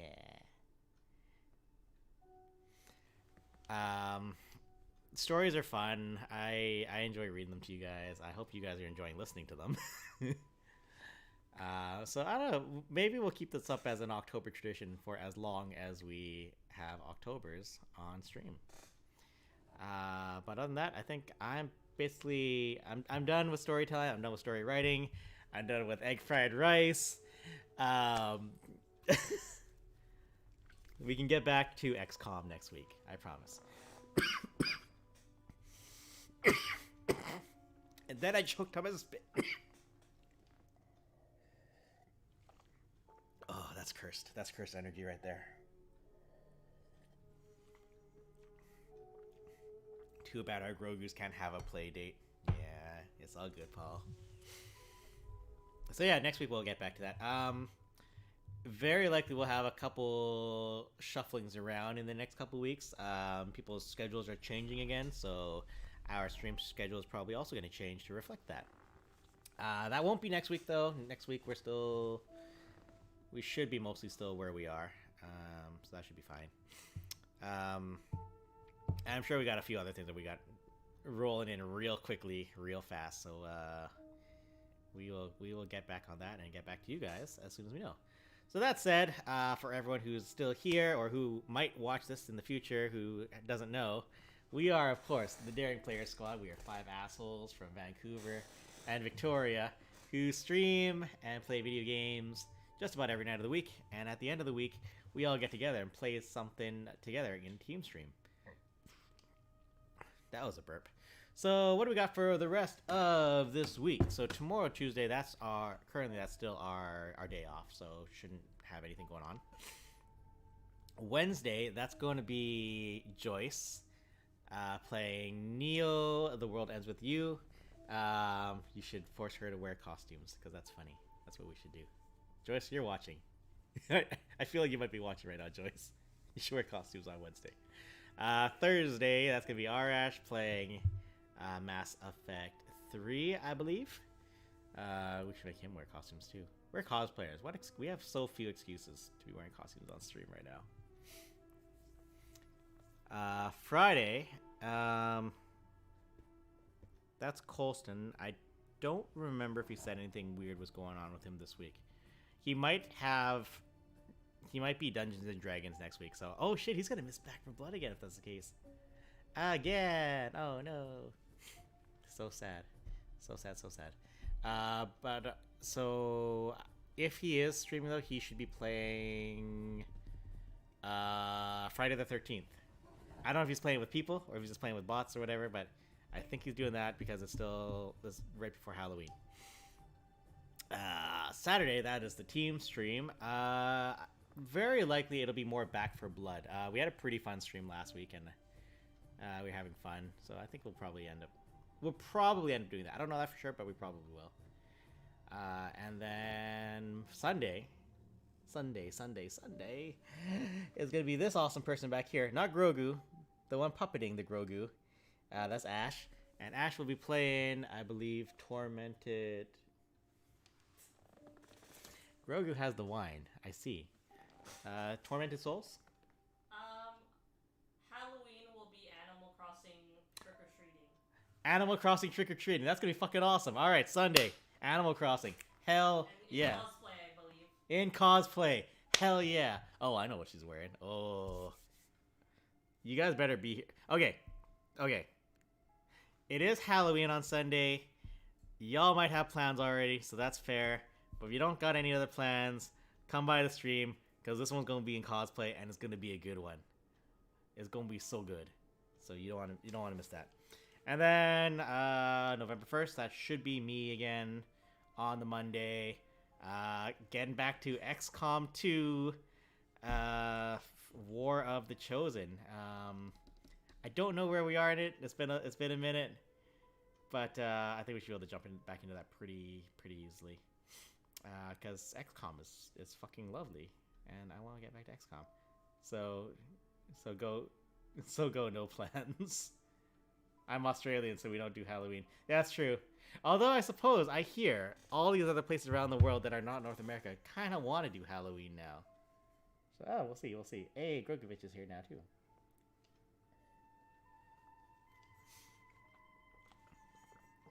All right, well, Paul, I guess you can hang out and with some Animal Crossing with us. That would be lovely.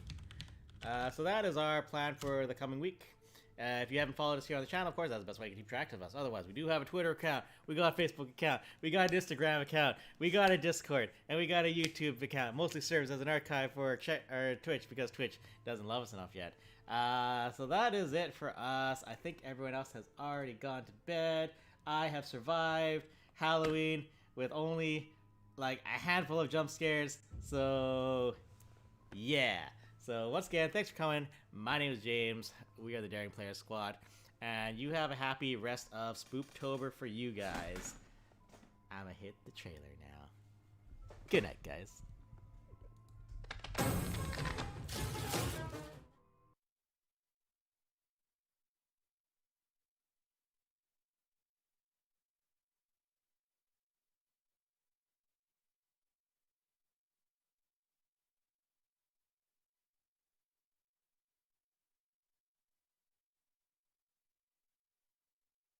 it's gonna be a fucking dragon or something.